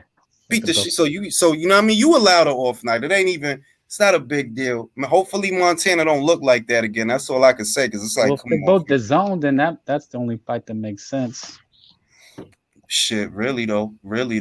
But that's not a big fight. You feel me? That if I mean, it's a good fight. Like I'll be like, yeah, it's a good fight. When I see Montana, I wasn't in a rush to see him again. That's just my opinion. Yeah, this is kind of off the topic we was talking about, but. What y'all think about if they gonna make Kambosos step aside or not to have the Loma fight? Ain't no fucking money in that fight, bro. Like, it's hard to imagine that people really gonna pay a ticket to see that shit again. Like, it's like not a knock on Devin, you understand? But he legitimately won the fight one-handed. So who gonna be in a hurry to see that again? Who? Yeah. ESPN didn't help either there was a blowout. I mean, they didn't help it. Yeah, they compared what didn't help is them not having no actual fights on the whole card. That's what they Nah, I ain't going don't say that. Don't say that. The hour break. Lucas Brown smacking the shit out Junior 5 was the funniest shit in the world. That was pretty good. That was pretty funny. That was a backyard brawl fight. They spent half the card dudes in the ring talking. Yeah, and the Maloney fight with Palikte was good too, because I did pick Maloney to win the fight. That's why I'm happy too, because I'm like, yeah, Maloney gonna be able to handle that, and he handled that shit. So it's not that the undercard was weak; it's more that production was trash. The main event was really the biggest Achilles heel that it has is he legitimately won the fight with one hand. Who want to see that again? Come on now. George so mad he taking jabs at Tim Tszyu. Y'all heard that he taking jabs at Tim Tszyu? He talking shit? What he got to say about Tim Tszyu? He ain't got nothing to do with him. He said, I just fought in front of 50,000 people. You only fought in front of 10. I'm like, man, you lost in front of 50,000 people, my guy. Tell the whole story. You lost in front of 50,000 people, motherfucker. If you smart, leave Devin alone. Leave his ass alone till he leave the division. Get back in the winner's bracket. Fight 2-3 fights and see if you can't pick up a vacant title. Because you're not going to beat him. You're not going to beat him. You beat Teofimo because he went out there throwing bullshit. He went in there looking for a knockout, ended up getting knocked down. Kept trying for the knockout, kept getting counted. That's why you beat him. I bet you if he fought him again, Teofimo would win a rematch. I bet. Does Teofimo survive at 140 to get to a world championship? Possibly. Teofimo's a good fighter. I mean, I'm not saying he's not. I'm just saying that I know that there's a lot of dudes. There's a lot of dudes at 140 that's with Top Rank. I'm gonna say this, bro. Ramirez looked kind of weird with Pedraza, and Pedraza used to fight at 30, bro. So if Pedraza could be up there, you know what I'm saying, making a Ramirez look crazy, it's like it depends.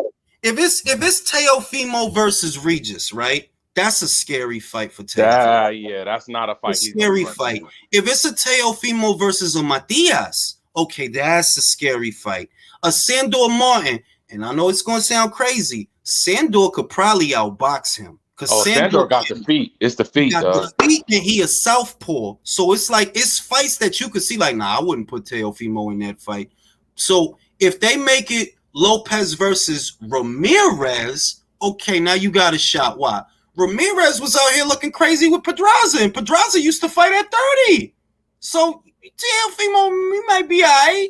Or Teofimo versus Zapata, and I ain't like once again, Zapata could punch, man. You see what he did to Vargas. He ain't been the same since that fight, all right? He ain't been the same since that. Oh, that dude. Yeah, that'd be a good one. It all depends on who they put him in there with, because there's some guys like he talking that Josh Taylor shit, and I maintain Josh gonna beat the shit out of Jack Catterall. Watch, he gonna beat the shit out of Jack Catterall. And I'm like, I don't know if you could pick Teofimo against Josh Taylor. I don't know about that shit. You're high on Josh Taylor? It's not high. It's that I've seen his whole career. When you see that a dude have a night like that, after everything you done, like I seen him with O'Hara Davies, I seen him with Ryan Martin, I seen him with Victor Postol, Ivan Baranchik, Regis Prograis, Apinun Consong, Jose Ramirez. He had an off night. How I know? He had a leg injury. One of the characteristics of Josh Taylor as a fighter is movement.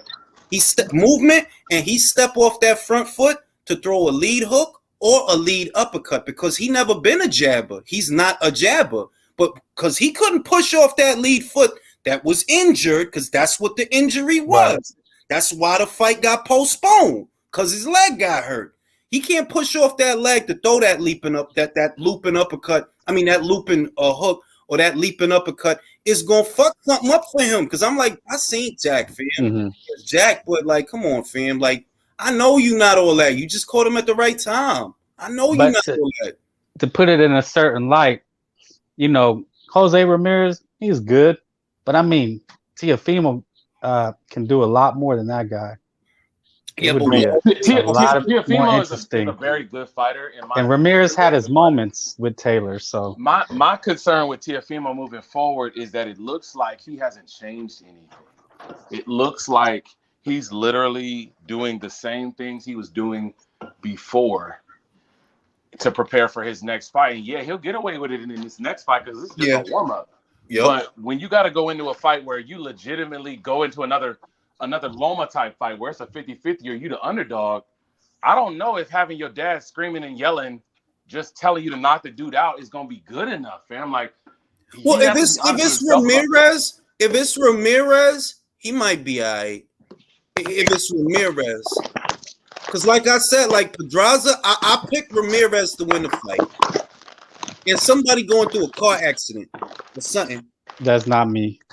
I picked Ramirez to win the fight, and he won the fight, but he didn't look good in that fight. And Pedraza, I was like, yo, he should be able to steamroll Pedraza, and Pedraza was outboxing him with the pivot. He'll pivot, his back to end up on the ropes, he'll spin out, And if they in the middle, and if they in the center of the ring, he'll do a little pivot, and Jose will be lost in the sauce, swinging it in. It reminds me of it's like you could tell Jose was feeling the punches. That's what it looked like. A guy who's shell shocked.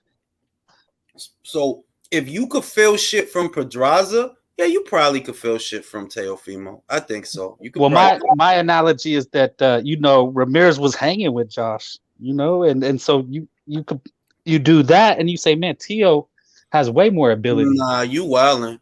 He wasn't hanging with Josh, fam. He got put on his back pocket 2 times, and they tried to rob Josh.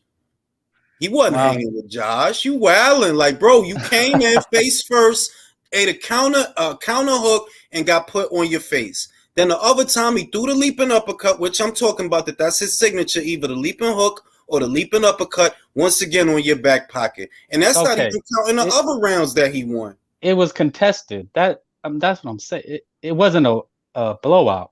I mean, I remember I had it either 9-3 or 8-4.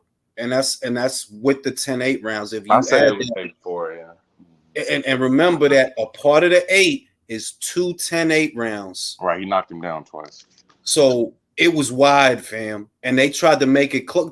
Realistically, they wanted Jose to win that fight because if he win, he got all the Mexican fans on the West Coast that's going, support him. That's what they wanted. But it's like, nah, Josh made it decisive enough. You can't take it from him, bro. He won rounds and he dropped this motherfucker 2 times. He wasn't hanging with Josh, fam. Chill. Something more interesting even than the fight that they had, I think is going to be what is Josh going to be able to do moving forward because, the rumor is going around that he can't even come to the U.S. So, I mean, are they going to have to just That's easy, fam. That's easy. Sky Sports. I know. I'm just saying, like, who's he going to fight over there, though? Like, who? That's what I'm saying. I know he could fight on a platform that's good. Great. Sky Sports, fantastic platform. I'm talking about who can they get for him because all the dudes for him left, if he stays at 140, are in America. He can't come over here. Well, let's put it this way, right? The way it looks with the WBC, if Jose Zapata wins, gets the BC title, right? Jose is not a big draw here. That's why they sent him to New York for the fucking Vargas fight. If he was a fucking draw, it would have been Vargas getting on a plane, not Zapata. So I look at it as maybe Sky will bring him over because the only reason Alicia over there now, we know why she over there, because Sky wanted to decorate that card. So that's not even top rank money that brought her over. That's Sky Sports money. So, because Sky Sports money get Jose Zapata on a plane. Yes, ain't the first time we seen a Mexican fighter go to the UK. No, I mean, that's a great point, bro. I just wonder if that's the case, why didn't he just have the Zapata fight to keep his BC belt and then fight Catterall after that? Because this the better fight. No. The bigger fight, not the better fight. This the bigger fight. This fight going to do numbers in the UK. This fight. I mean, it does, but don't you think it does numbers even more so if Catterall gets a win and then they rematch? Let me put it to you this way. 1, people don't view Jack as coming off a loss. That's 1. 2, let's say, okay, Jose Zapata in the U.S. commercial value versus Jack Catterall in the UK commercial value. There's more value in the Catterall fight, and it's a more winnable fight. Chong is a dangerous southpaw. You got lucky, motherfucker. But he's a dangerous southpaw. They're both southpaws. But this dude done been in there with Ramirez, with Orozco, with Lundy, with motherfucking Baranchik. He just knocked the shit out of Josue Vargas. This dude is dangerous. Most people don't even know that after he knocked out Vargas, he had an unofficial fight in Mexico, knocked that motherfucker out. Only reason I know is because I know somebody that knows him. And he was having a fight down there, right? So this dude, the difference is low commercial value, dangerous opponent. Winnable fight, and there's more value in this because they think you beat me. They don't view you as coming off a loss. They think you're supposed to be undisputed right now. So I'm going to fight you. Coupled with the travel ban, it's like, what I'm going to go through all this trouble to fight Jose Zapata? The fuck? What kind of money I get for that shit? But over there in the UK, Sky do the fight, pay for the fight, do it at the O2 or some shit, because I don't think it's going to be in Scotland. The first fight was in Scotland. Jack not going to want to go to Scotland. Nah, he ain't trying to go back there to get robbed. He ain't going back there for that shit. So they probably gonna do it in London or some shit, right? It's more value with that fight. So it's not hard to see, like, nah, I see why you did that. Fuck, I'm gonna fight. Here, take that belt. I'll come back around for that shit. You know, everybody know you ain't lineal out here anyway. Even if you won the BC, you ain't lineal out here. You ain't Ring Magazine out here. I'm still a motherfucking man. You gonna have to fight me later. Just beat Jose and then we can fight. Because I don't fucking feel like fighting Jose again. Y'all tried to rob me with that cat.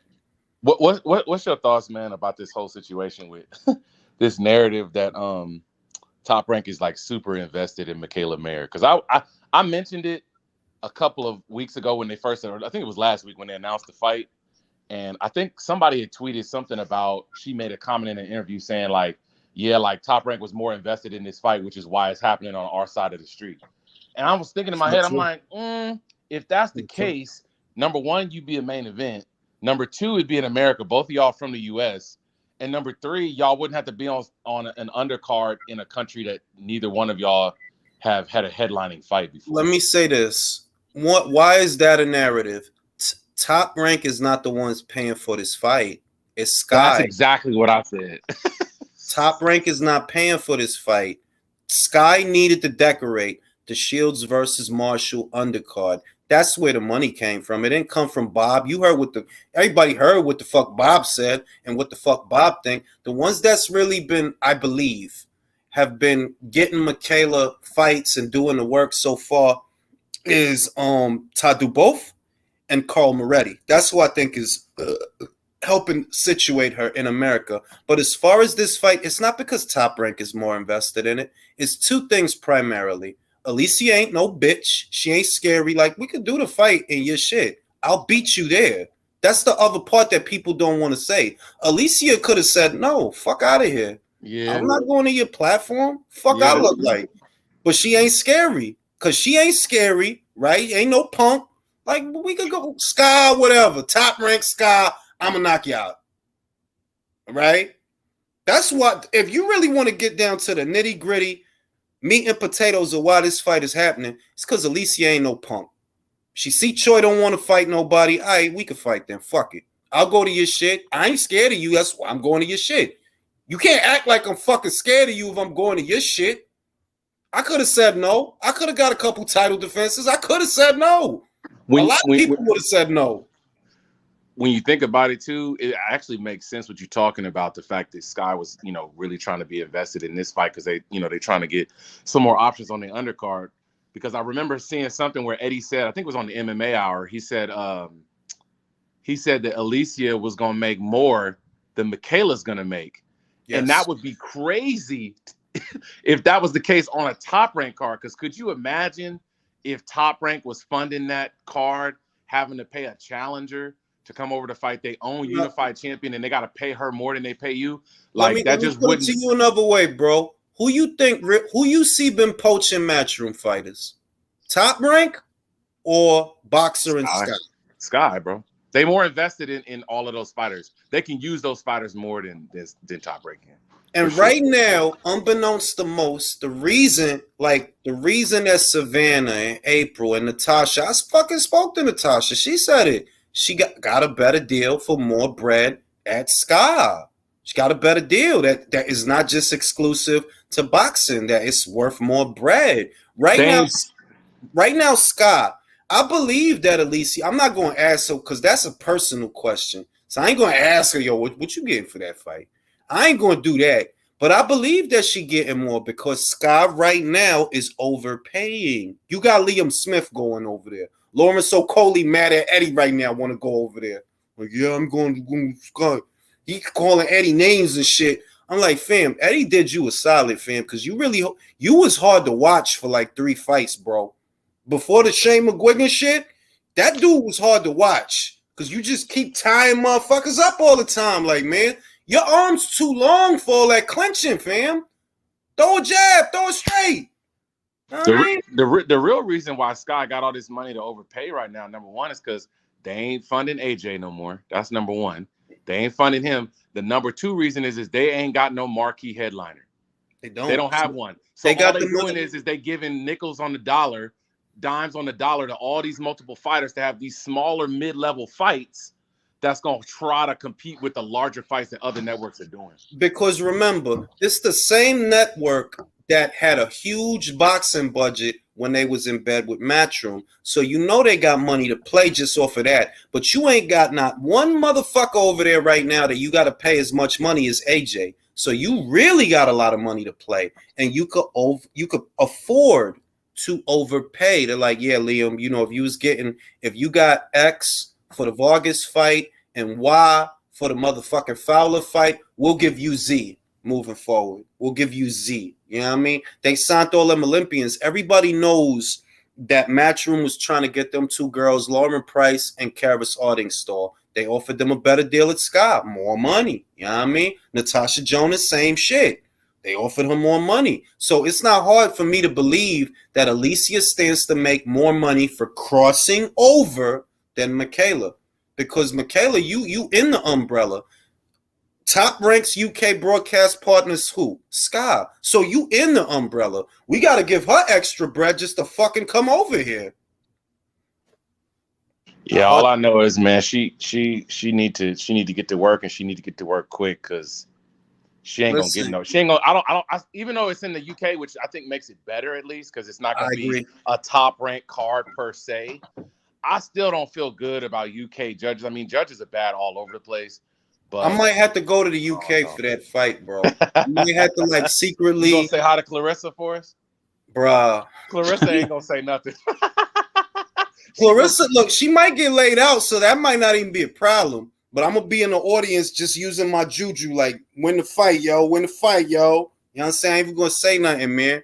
It's gonna be a good fight. Don't get me wrong, but like I said, Michaela is a good fighter. For all her shit, she's actually a very good fucking fighter. So it's gonna be a good fight. It's gonna be a good fight. But I just think I just think like the shit I said yesterday, that it's like Achilles and Hector.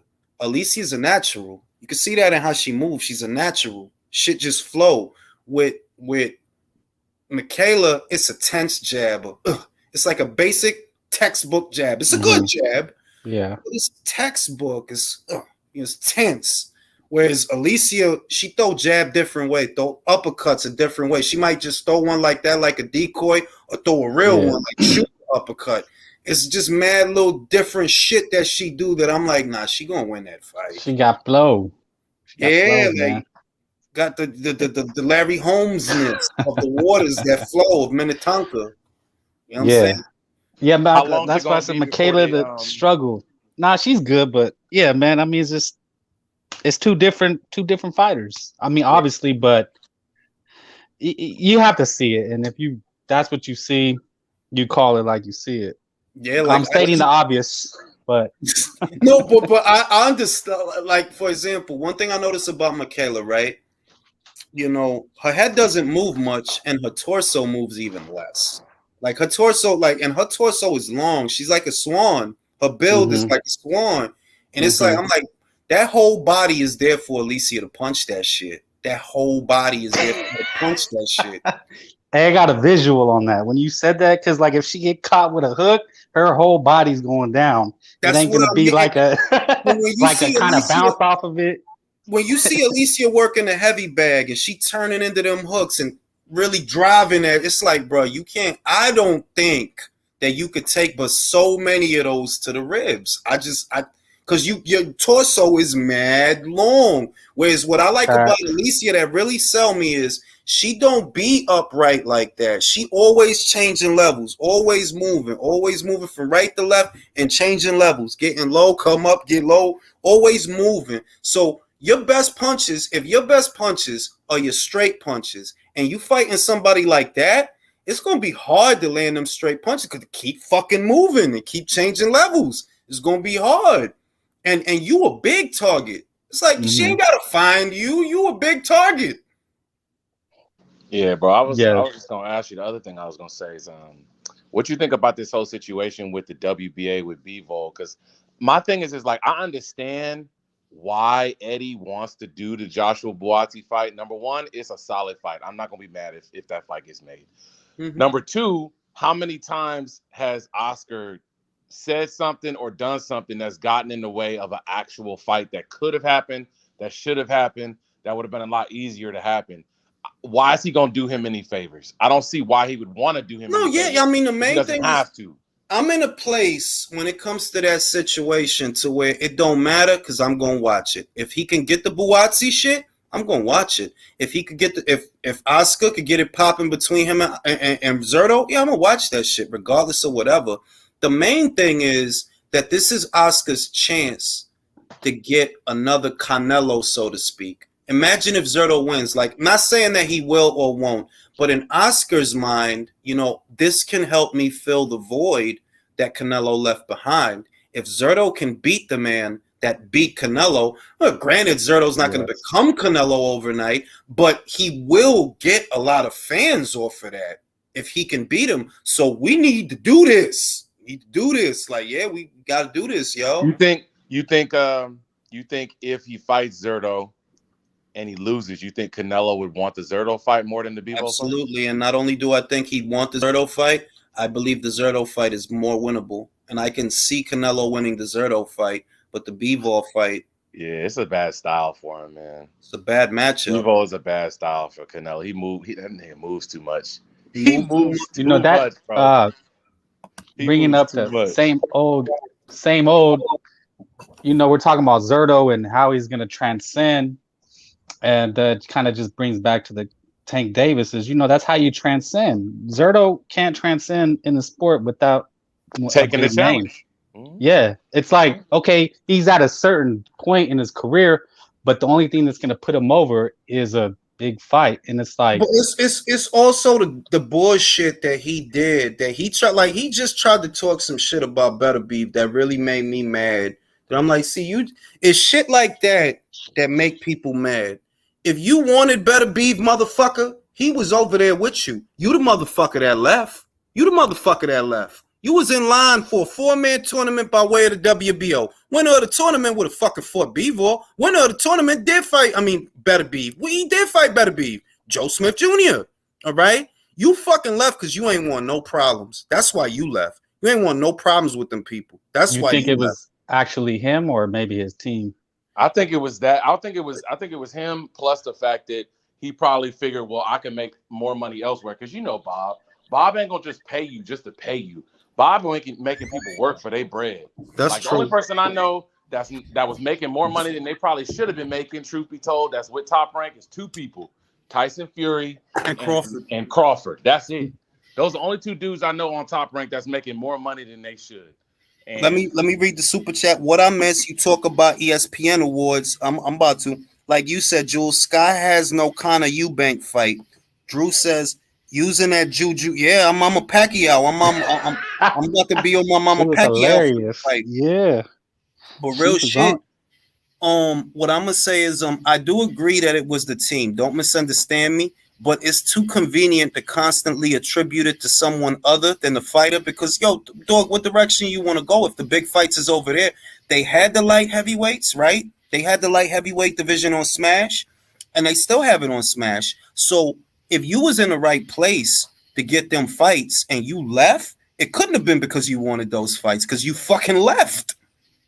You leave, you have the Battle of Rio Grande on pay-per-view. Fight between the time he left Top Rank and the time he joined Golden Boy, right? He had like a card because he was trying to start his own promotion. Yeah, I remember that. I remember it was in like a Corpus Christi or something like that. Yeah, he had the Battle of Rio Grande, and I'm like, listen, fam, you was in the right place to be a light heavyweight, so you couldn't have left because you wanted those fights. You left because you ain't want them fucking fights. That's why you left. And I just wanted to agree with you on a certain point. I was brushing up on my, you know, boxing knowledge, you know, and one thing that Gus D'Amato instilled in Tyson was that, you know, you had to have that goal to want to be a champion. That was one of the foundations of what, you know, Gus would instill in them. Yeah, because you gotta want that. Like, see, the belts, you gotta have a love and hate relationship with the belts, right? At the end of the day, it's really just a trophy. You know, it is a trophy, but it symbolizes something. You know, like for Devin, what it symbolizes is that the skills is real. They real enough that he went to Australia to get that shit. He didn't need that shit. Yeah, because no, I'm sorry to interrupt. I mean, I don't care for Devin, but I mean, I can't deny that he's undisputed. So, and it'll always end there. And that's the only thing that matters to him. That's the only thing that matters to him. You see what I mean? Like, look at Jermell, right? The reason that I really view the Charlo brothers as two separate types of people is because of what Jermell was willing to do to get them belts. Not just like most people didn't. I don't feel like people gave him his props for beating Tony Harrison because they didn't realize, like I've realized, like, yo, that's a bad matchup for him. Pure boxer. All that bullshit you be doing with these other, it ain't gonna work. Like, it ain't gonna work because he gonna stay on the outside and jab you and move. Where you want to get a chance to set your feet and sit on your punches, he not gonna give you that chance because he a pure boxer. He gonna stay on the outside and move. So when I was at that fight, bro, and I was at that fight live. Me and my girl went, and man, he was losing the first 5 or 6 rounds. He was fucking losing that fight. He was doing. But when he turned it around, I figured, yo, you know what? I believe in Mel more than I believe in Maul because I had seen him turn it around in the Jackson fight. In the Jackson fight, he was losing that shit. He was looking crazy, but he found the way to knock the motherfucker out. I'm like, he'll do that with Tony. He'll figure it out. And since then, I'm like, nah. He got it. Maul don't have it. I don't know why everybody thought Maul had it. Everybody was high off the Williams knockout. I'm like, nah, man. Maul ain't it. Mel is it. Mel got it. And the reason you got to give him that respect is because of the belts, what he did to get him. You know what, man? I completely agree. And I always am going to give credit where credit is due when you talk about going and fighting all the champions. However, if there was one thing I could say, I think that everybody has to realize, too, is that Mel had all the belts on one side of the street. It would have been real interesting to see. It would have been real interesting to see if 1 or 2 of those belts was somewhere else, if Mel would have had that same energy to go and try to get those champions to get in the ring with him, whether that meant Let me say this, right? All right, Lara fought Castaño to a draw. A lot of motherfuckers felt Lara lost a goddamn fight. Instead of fighting him again, what he do? He fought Cornflake Lamana and Greg Vendetti. Now, Jermell, he fought Castaño once again, a draw in a fight that a lot of people thought Castaño won, but what he did, he ran it the fuck back. Why? To get that belt. The heart of the champ. I respect that. Like, he could have did like Lara, like, well, fuck it, I got 3 and the Ring magazine. Do I really need it? Nah. He could have been like, nah, fuck, but nah, no, fuck it, let's do it again. Next year, let's do it, even though it took long. Fuck it, let's do it again. Because a lot of Lara didn't want to run it back with Castaño. He should have, for the fucking people he has been. Cornflake Lamana, fam, really? Greg Vendetti? Who you about to fight now? You trying to get Danny Garcia? He not gonna fight you. He not gonna fight you, son. Speaking of Danny Garcia, bro, look at his Instagram. He calling out Danny now that Danny at 54. That interview he did with Brian Custer, man, was a joke. Like, he talking about, oh, I'm here to create legacy fights at 154, and I'm trying to challenge all the world champions. Well, there's only one world champion. I'm like, bro, stop it. You here for a check and to pick up a vacant belt, just like you did at 147. Same hiding out from Boots. He hiding out from Virgil and Stanionis and Butaev and Crawford especially. Because you was talking all that shit when he was at 40. And when he came up to 47, you ain't want to know. You rather fight Granados. You rather fight Red Catch. Fuck out of here, B. I hate Danny Garcia. I fucking hate. I don't know who I hate more, Danny. I don't know who I hate more, Danny or Chris Eubank. Probably Eubank because he less accomplished, but fucking Danny Garcia. Yeah, I mean, Chris Eubank, actually, the funny thing is, like, people dislike, and I hear a lot of people that say, like, you know, they don't like Conor Benn. They think he's living off his dad's legacy. They don't like his mantra because they think he's like, you know, he's fake. He's putting on a show. Truth be told, Eubank is who everybody thinks Conor Benn is, as far as his personality. Like, Eubank is the dude that's living off his daddy's name, the dude that's thinking he should get paid a certain amount of money for not doing anything. Eubank didn't, I mean, the last time he had a legitimate fight was the George Groves fight. Legitimate, like, I'm going to say the Williams fight was a good building fight if you were going to fight somebody better. That's what I mean. That because Williams had went the distance with Andre, you could say, all right, little litmus test fight. All right, I'll take it. And he did good. But you started calling out welterweights after that. He was also playing in that fight, bro. He was playing around too there. And that shit pissed like, fam, you don't get paid. Get rid of this dude. Get rid of this dude. What are you doing? You gonna stand and look at him, pose. Like, yo, cut that shit out, fam. Get rid of this guy, man. You read the super chat. Zerto wife messed up his career at Top Rank. And that pay-per-view that followed when he left. Not all fighters' wives help get the big bag like Triple G's wife did. And shoot the link to a Capricorn now, because I'm about to wrap this shit up. Yo, Jules, yeah, I know everybody want the link, but I'm about to wrap this motherfucker up. All right? At the end of the day, if Zerto really wanted the upper echelon light heavyweights, he was already in the place to be. He literally was. All of them were there. Joe Smith was there. Later, Alvarez was there. Artur Beterbiev was there. Kalajdzic was there. Everybody was there for you to fight them. So you couldn't have left because these is the people that you wanted to fight.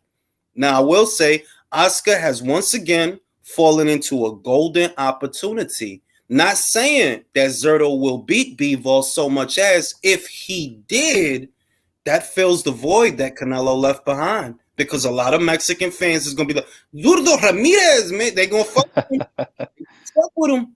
For that, they're going to fuck with him. Like, yeah, he beat the fuck.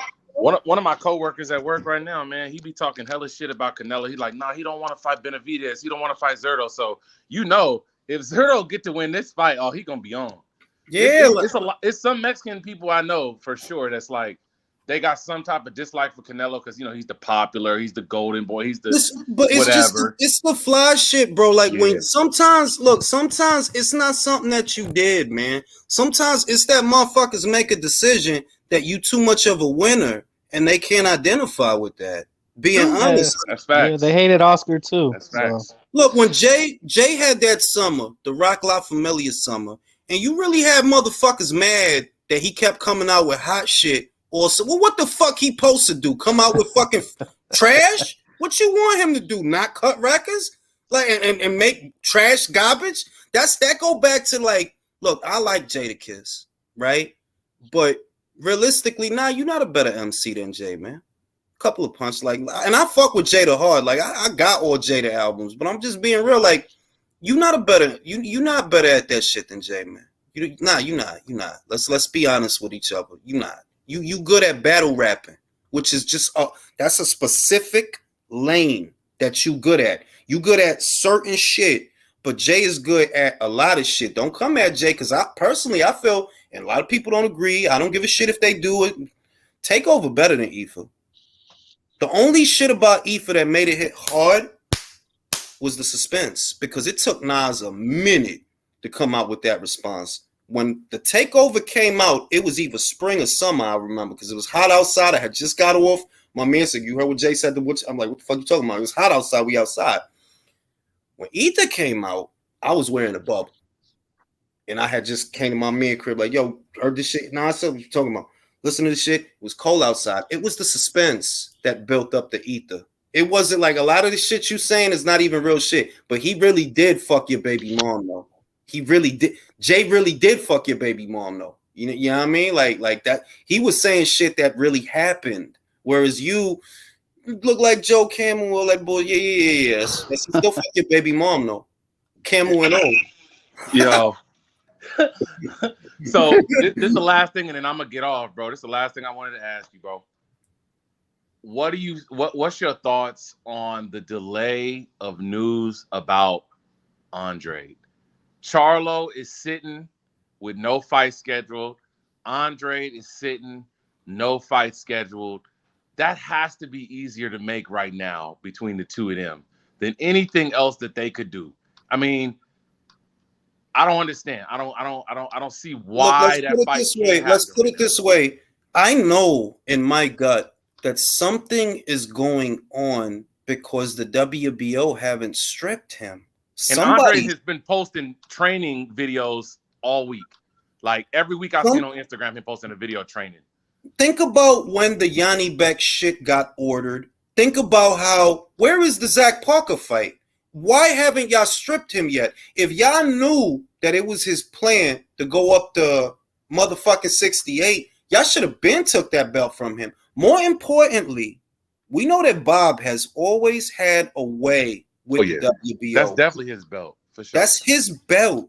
And for some reason, Andre still got that shit. So for me, it's a question of what could be going on that they haven't stripped him yet. What scenario would have to be going on that he still got that belt? Because Yanni Beck want the shit.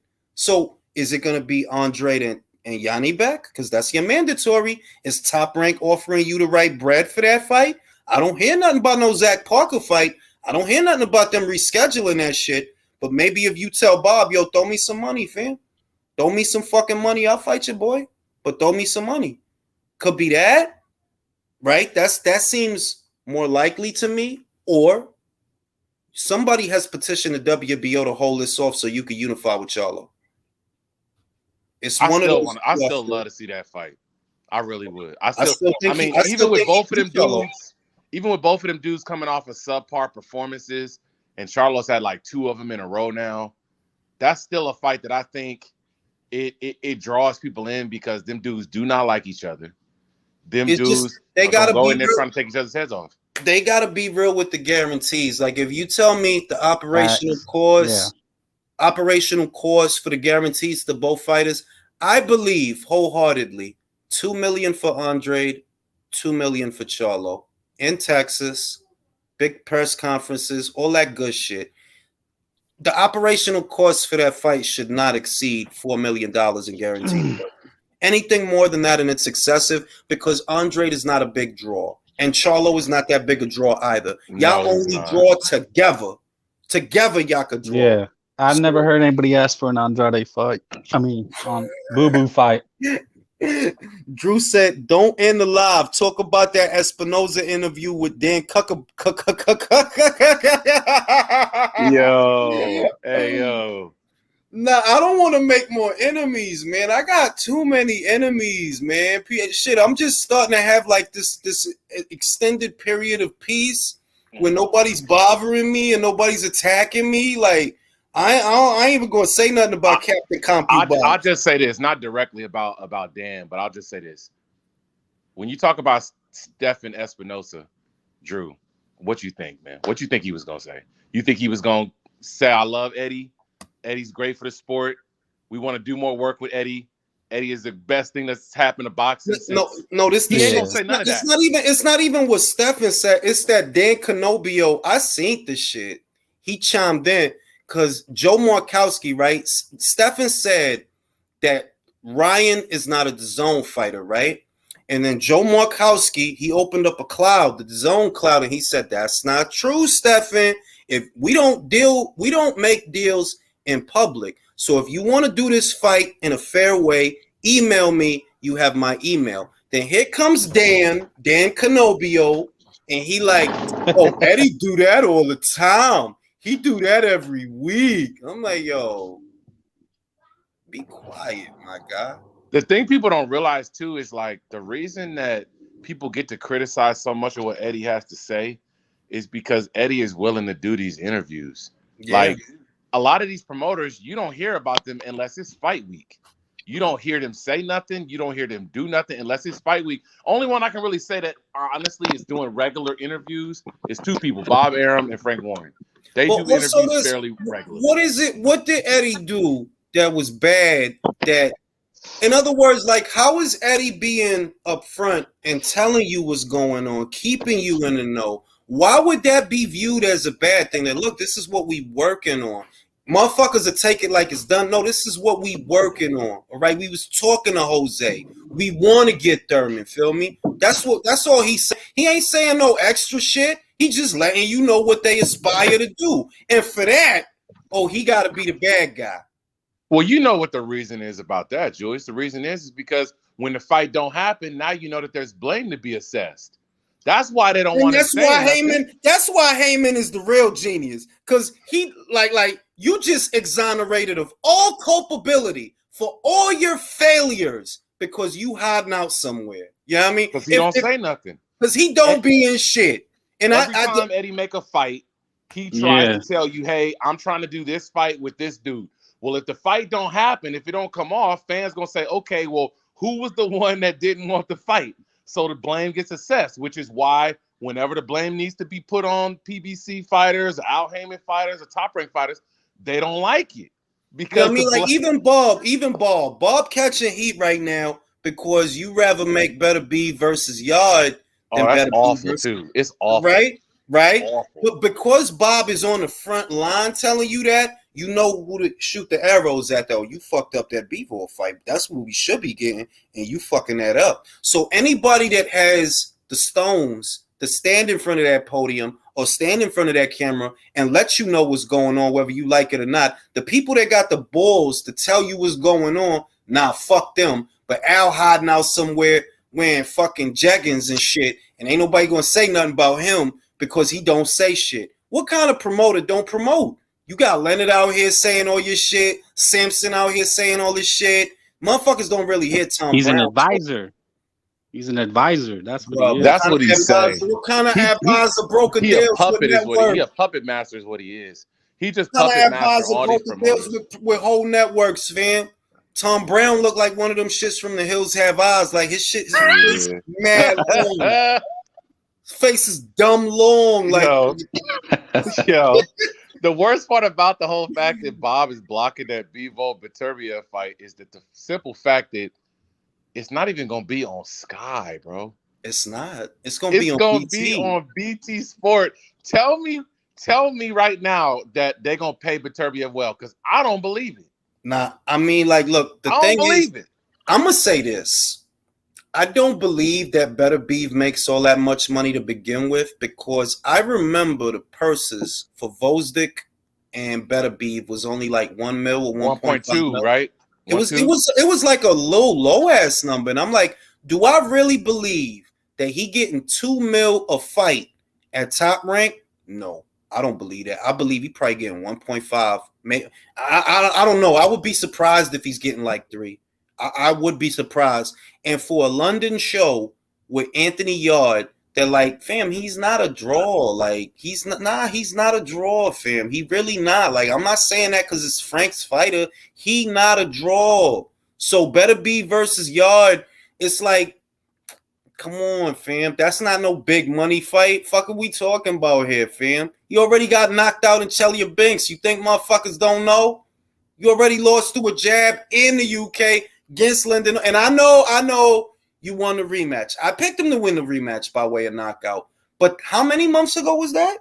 You lost all that momentum. They offered you the Buatsi fight. You don't almost a year ago. Damn near. He should have fought Callum Johnson. I think he should have done that fight. I thought that was the fight they was gonna set up when they signed him. Fam, I think he should have fought Buatsi, because that fight, that's like the equivalent almost, without the bad blood, but it's like the equivalent of Charlo Andre, a good domestic clash of domestic fighters that people like. The people over there would have got hot for that, like, ooh, Buatsi versus Yard. I'll fuck with that. Whereas when you tell them Better Be versus Yard, you know what they gonna say? Oh, Better Be gonna knock him out. It's not looking good. And the reason it ain't looking good is because, I mean, I don't see any way that Yard can put a dent in Better Be. That's my thing. Is like, I don't see a way that he could do it without putting himself in a position to get hurt himself. And we've already seen him hurt. We've seen him hurt like on multiple occasions now, where it was like, oh, like he'll last longer than Joe. Q. He'll last longer. Yeah, for sure. But he gonna get, because you got found out by Vodka Sergey. You got found out by Vodka Sergey. He found you. If Sergey could find you then, Artur can find you now. I mean, he got knocked out with a jab. Don't that say it all? He got knocked out with a jab. You know what I'm saying? We know what it is. It's a busy fight. That's what it is. But a busy fight for what? Because that dude is boxing. 37, about to be 45, and they still doing busy fights. That's what I'm saying. And like this what I mean. Bernard had a ton of busy fights. Bernard, bro, he not Bernard, fam. Roy No, I'm just saying busy fights are just a part of the sport. No, I know what you mean, but when you say the busy fight, right? You fight the busy fight in between the big fight, right? Well, what the fuck is the big fight if Bivol over there? Well, that's why I'm old school, and that's why I could understand the HBO Roy getting the fighting garbage man, because we knew that the big fight was next. There was context. You do busy fights as a fighter, as a boxer. Truth be told, in the way that things should go, you do busy fights when you fight 4 times a year. Yes. You do 2 major fights. You do 2 busy takeover fights. You fight 4 times a year, and that's how you play it. If you fight only 2 times a year, them 2 times a year need to be real, also, legitimate fights. He only fought. How long the Smith fight lasted? Wasn't it 4 rounds, or was it 2 rounds? It's like 3 rounds. It's like 2.5. It's like 2 rounds. So it's like, bro, this shit, even though it was a unification, it played out like a busy fight. So if like, damn, we need to get him. We need to get him back out there, or more importantly, we need to put him in a big fight. And it's like, fam, what you're doing really is holding him back. And the reason I say that is he's 37, right? That's one. If something happens to Bivol, right? Like let's say Zurdo beats Bivol, right? Let's just hypothesize. Well, Golden Boy not gonna send you Zurdo. I'll tell you that motherfucking shit. They right now. For sure not. They ain't got the bodies to spare. They don't have it. They can't, like, if they get a belt, another one, like the way it's looking, Joshua Franco might be the next champion they get by default because Estrada don't look like he gonna fight him. Bam's brother, his Franco brother still with Golden Boy for real? He's still with Golden Boy, and they won that purse bid. So if Estrada vacates, gonna steal him, bro. we gonna see, but he looked like he gonna get that belt. So that's 1 belt for Golden Boy. Then if Zurdo beats Bivol, not saying that he will, just if, that's 2 champions. They trying to get back on their shit. They not gonna fucking send Zurdo to top rank, fam. You crazy? They don't have it. They gonna ride that wave and try to build him up into Canelo 2.0. Even though he older or old enough or whatever. It's never gonna happen. But the ideal fight, if Zurdo was to beat Bivol, the only fight that he really could have. Canelo. That's number 1. But that's not gonna happen either. And the reason I don't think that would happen is because I just don't see Canelo wanting to deal with Oscar for any reason. Any reason. Let me read this. Fight I was gonna say was gonna be Benavidez, but that's not gonna happen. Let me read this. Dan did not say, well, Charlo and Tank not exclusive fighters, and they got offers to fight for more money on the zone. And why did Dan and Stephen bring up Eddie when Ryan is not a match? That's the other shit. What the fuck does Dan Canobio, the one that brought Eddie into the shit? And it's like, fam, Eddie not even a party to none of this shit. This is between Golden Boy and Mayweather Promotions. Eddie don't got nothing to do with that shit. But Dan Canobio, he brought him up. What I was going to say is,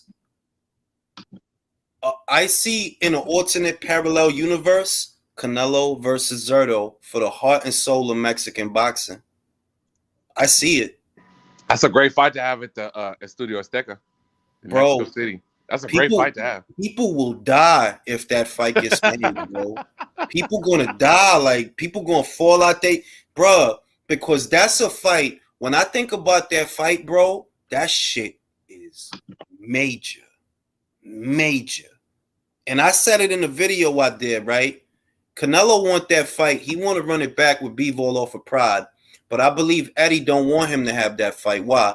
Why the fuck do you want him to fight Buatsi? If he fight Buatsi, right after that, he can't fight Canelo because he's going to have to fight Zurdo. And that's what it is. You don't want him to fight Canelo. Canelo want to fight him, but you want him to be busy. Like, no, he can't fight. Because if he fight you instead of Zurdo, he got to give up the belt. And it ain't going to be worth it after that. I think Eddie trying to fill his plate, Bivol plate, like, let me petition for this exemption. If we get it, Bivol fights Buatsi. After that, he has to fight fucking Zerto, and he can't fight Canelo. I mean, you don't think they're gonna do? You don't think that Eddie's gonna try to put him on a schedule like a September, December, May? Nah. Because to me, I'm thinking Eddie is trying to make, like any other promoter, he's trying to make the most money possible. If Canelo beats Triple G in September, who's he gonna give Canelo to fight next?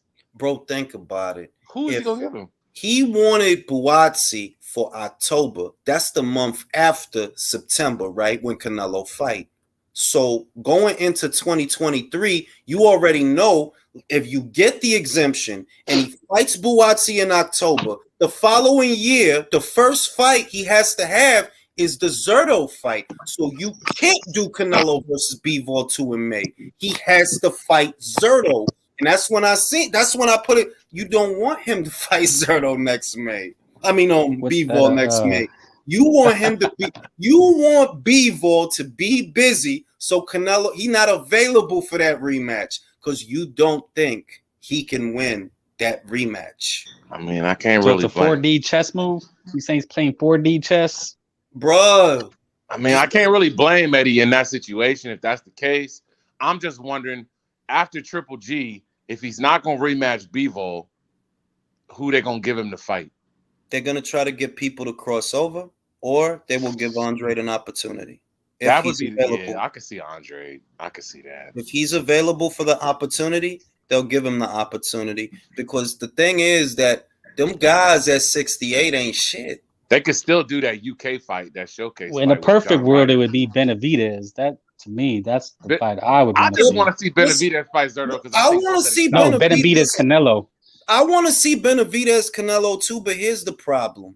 Well, we know I mean, it's a fantasy. Y'all gonna try to make it a thing to where if I fight Benavidez, it gotta be on. Bro, I'm the A side. You don't want to accept that. Your platform does not want to accept that. But I'm the fucking A side. And if I want this shit on the zone, then cross over, bro, because I don't need you. Like, what the fuck? Like, here, take the fucking belt, bro. Now what? Are you a bigger draw than me? No. So what the fuck do you want? You want the belt or you want the fight?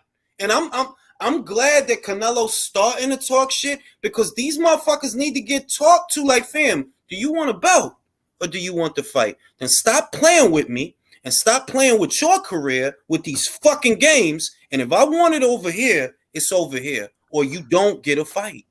Well, a year from now, May 5th, because that'll be the next time we see him after Triple G. You know, my pick with the most winnable fight would be Benavidez as opposed to Bivol and Zerto. I mean, imagine that. Zerto, Bivol, Canelo, and Benavidez, and then this is crazy. We have to look to next September, but bro, next year gonna be wild. I'm telling you right now, next year gonna be wild because it's just how the cookie is crumbling. Next year gonna be wild. Probably gonna be a big year for Boots and Virgil. I don't know what's gonna happen with this Crawford shit. Well, man. Virgil's number one across I think three rankings. He probably gonna end up going for the BC because you know Mauricio, he won a Mexican fight. Mauricio love having a Mexican with that belt. He trying to put that shit in his hands right now because of the Spence and Crawford. Ain't nobody trying to fuck that up. And my instincts tell me that Stephen gonna risk it and he gonna do it. Like, look, get what they want. Give them what they want. I think you know what that just kind of gave me a vision of Murat. Yeah, Virgil and Boots are up next year. We're gonna see them as title holders. We'll call it. I want to know if the sticking point on that whole contract with Spence is gonna be the fact that they somebody want a rematch clause, but they don't want to give it the other way. I don't think it's gonna be a rematch clause with this thing, bro. I hope not. I don't think because they don't move like that. You know what I mean? Like think about it. Think about through the years. James DeGale and Badu Jack should have had a rematch, but they never did. They never did. Lara and Castaño should have had a rematch, but they never did. Jarrett Hurd got the shit beat out of him by Julian Williams, but they never ran it back. They don't move like that at PBC with the rematch clauses. So I don't think it's going to be a rematch clause. I think it's a one and done. And this is about the bigger picture that you got to realize. And what don't get said because everybody's so tribal about the shit. Facts. You got to compete with Canelo versus Golovkin. You got to compete with Joshua versus Usyk. You got to compete with whatever Top Rank is doing, whatever they doing, right? And I got a feeling they're going to come out with some old shit. Could be Stevenson versus Loma or Haney versus Loma. But you got a lot of shit that you got to compete with. And if you can't get this motherfucker over the line, what the fuck big fights are you doing this year, fam? What? Well, the most sensible date someone had mentioned that made sense was February of next year. February 23. I mean, February of 23. That's when Wilder Fury was. I mean, look. I'm just annoyed that they're taking so long with Jermel's next fight. I was a little annoyed when they said they was going to wait till January. It's a scarcity, bro. It's always been a scarcity. I believe wholeheartedly that somewhere in PBC's offices, there's a whiteboard with the schedule of fights. Who's going to lay off this year? Who's going to fight? I believe it's all predetermined.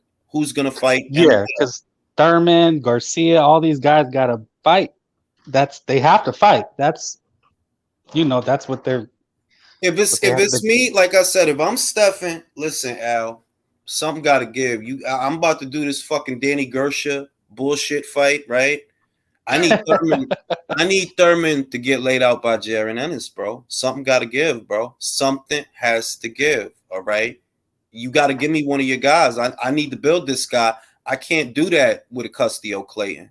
It's a good win. Yeah, 23 is gonna shape up, man. Haney, Loma. I mean, it's gonna be maybe this the calm before the storm. We just kind of gotta wait this little BS out, and guys are gonna make certain. And Bevo, it's a lot of big names, man. So. And two, also because what nobody is saying, Maul is not leaving 54, bro. You don't think Mel leaving 54 at all? No, I'm saying he's not. He's coming back in January, right? By the time January get here, Crawford and Spence been done over, and a winner emerges. So what if Terrence the Bud, the Crawford wins, and now you got a pay-per-view? What? Crawford versus Mal. I mean, that's a great fight. I'm gonna pay for it. I'm wondering. Good fight. What are they gonna do about that IBF mandatory that he done skipped over? Nobody give a fuck. Look. The IBF ain't been giving a fuck about Murtaza Aliyev, and they not gonna start now. If you ain't give a fuck about him for 2 years, you ain't going to give a fuck about him next year, bro. Fuck him. Give a fuck about him. Like you keep taking a step aside money, right? So just step the fuck aside, bro. Because if it come down to some Crawford and Charlo, I need to see that. If he beats Spence, and I think he is. I think he is. All right. What's the next big fight that you could make off the momentum that you got off of this? Crawford, Charlo for the 2-time undisputed championship of the world, Juneteenth. If they did it in February, yeah, big fight in February. Remember, Charlo talking about July 28th for the Zoo defense. He knock out Zoo, right? Knock out Zoo. Because I love Zoo, but I don't think he's going to win that fight. I think you're going to get knocked out, all right? You think Zoo going to sit? You think Zoo going to sit on his hands till then? I think he needs another fight, bro. I think he can't go 9 months is he going to do that, though? Is he going to do – even let me say this. Go back to Australia and have another fight. It ain't even that. If you get another fight, you don't have the style for this dude, fam. Yeah. You're not going to have it just because you go down there and fight a Steve Sparks kind of guy. You don't have the style for this fight. He going to knock you out. Zoo's a big kid too, man. He's a big guy. So but look, the shit is Charlo boxer puncher. He already fought 2 more experienced pressure guys than Zoo. Zoo's a pressure guy. Well, he fought a real big pressure guy in Jason Rosario. Big guy, hit hard, long levers, right? Then he fought a small pressure fighter who could make himself a small target in Castaño. Them shits ended by way of knockout. Well, what I mean, he's a big guy is that he's at a point in his life where the big fights have to happen for him now because he's big and he might grow out of the weight. I mean, I dig that, but if you Zoo and you know that you got that hometown love, which not every fighter has, you could slow down. You can slow down. Like, bro, you so hungry for this brown belt for, bro? Go eat some fucking Vegemite. Chill out. Eat some Vegemite, my guy. Watch some Foxtel. Chill out. You rushing. What was that shit? Don't go chasing waterfalls. The WBO title's the waterfall, bro. Don't chase that shit. Leave that shit. WBO, you said? Yeah, it's a waterfall, yo. You mean you think it's the fourth trinket? No, in other words, you want a title faster than you're developing. Lubin made that mistake. I sat at the head of the Lubin fight. I don't know. I don't give a shit what the WBC says or what they ordered. He's not ready for that fight. He's not ready. And look at, he got taken out in a round. The video is still up. You don't have to believe shit I say. Everything I say is I said Lubin not ready for that fight. I'm telling you now, Zoo not ready for this fight. And even if you were an experienced pressure fighter, right? Yeah. Okay, yeah. So was Castaño. So was Rosario. They had experience. Now, are you saying that because of the level of opponent, or like if it was a weaker champion? It's the style. It's the style. To beat Jermell, you got the boxing. You can't get aggressive. Boxer. You gotta box him. You need a Lara. You need a Harrison. All right. Zoom not being ready. I mean, Zoom not being ready is what my question is. It because of the level of opponent, or is it would we say style, he's ready? Like, if there was a lesser opponent on that level, and he's also like he's not as good as Castaño. So if you're not as good as Castaño, but you're also the same style as Castaño, it's gonna lead towards favoring a guy who's already fought that style before. If he was like a when Gennady was, fought a Murray, if Zoo got a Murray, would you be okay with that? This is what I mean. Let's say that he got into like a time vortex. Where he could have let's say he got in a time vortex where he's in the middle of now and January. And in that time vortex, he could squeeze in 7 fights. All you're going to do is develop as a pressure fighter. You're not going to beat him applying pressure. The only way you beat this guy is as a pure boxer. You have to box him. And you're not going to turn into that by January. You got to get on your back foot, move lateral, stick and move, stay on the outside, only 1 or 2 punches at a time. And you're not that. That's not what you're good at. It's like he's a good fighter, but all the things you do good in this fight will get you fucked up. And if you had more fights and developed even more as what you are, you still have the wrong style.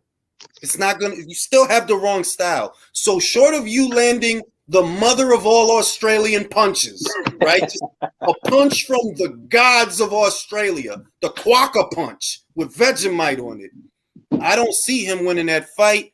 I see him getting knocked out. And I don't see him winning either, but that's what I'm saying. Like, you should have just chilled, let Murtazaliev catch his fade.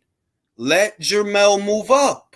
You don't need him, bro. Yeah, that's what I was saying, that he could take on a weaker opponent in the future. But he want that fight, so I mean, it is what it like. I can't get mad at the ambition.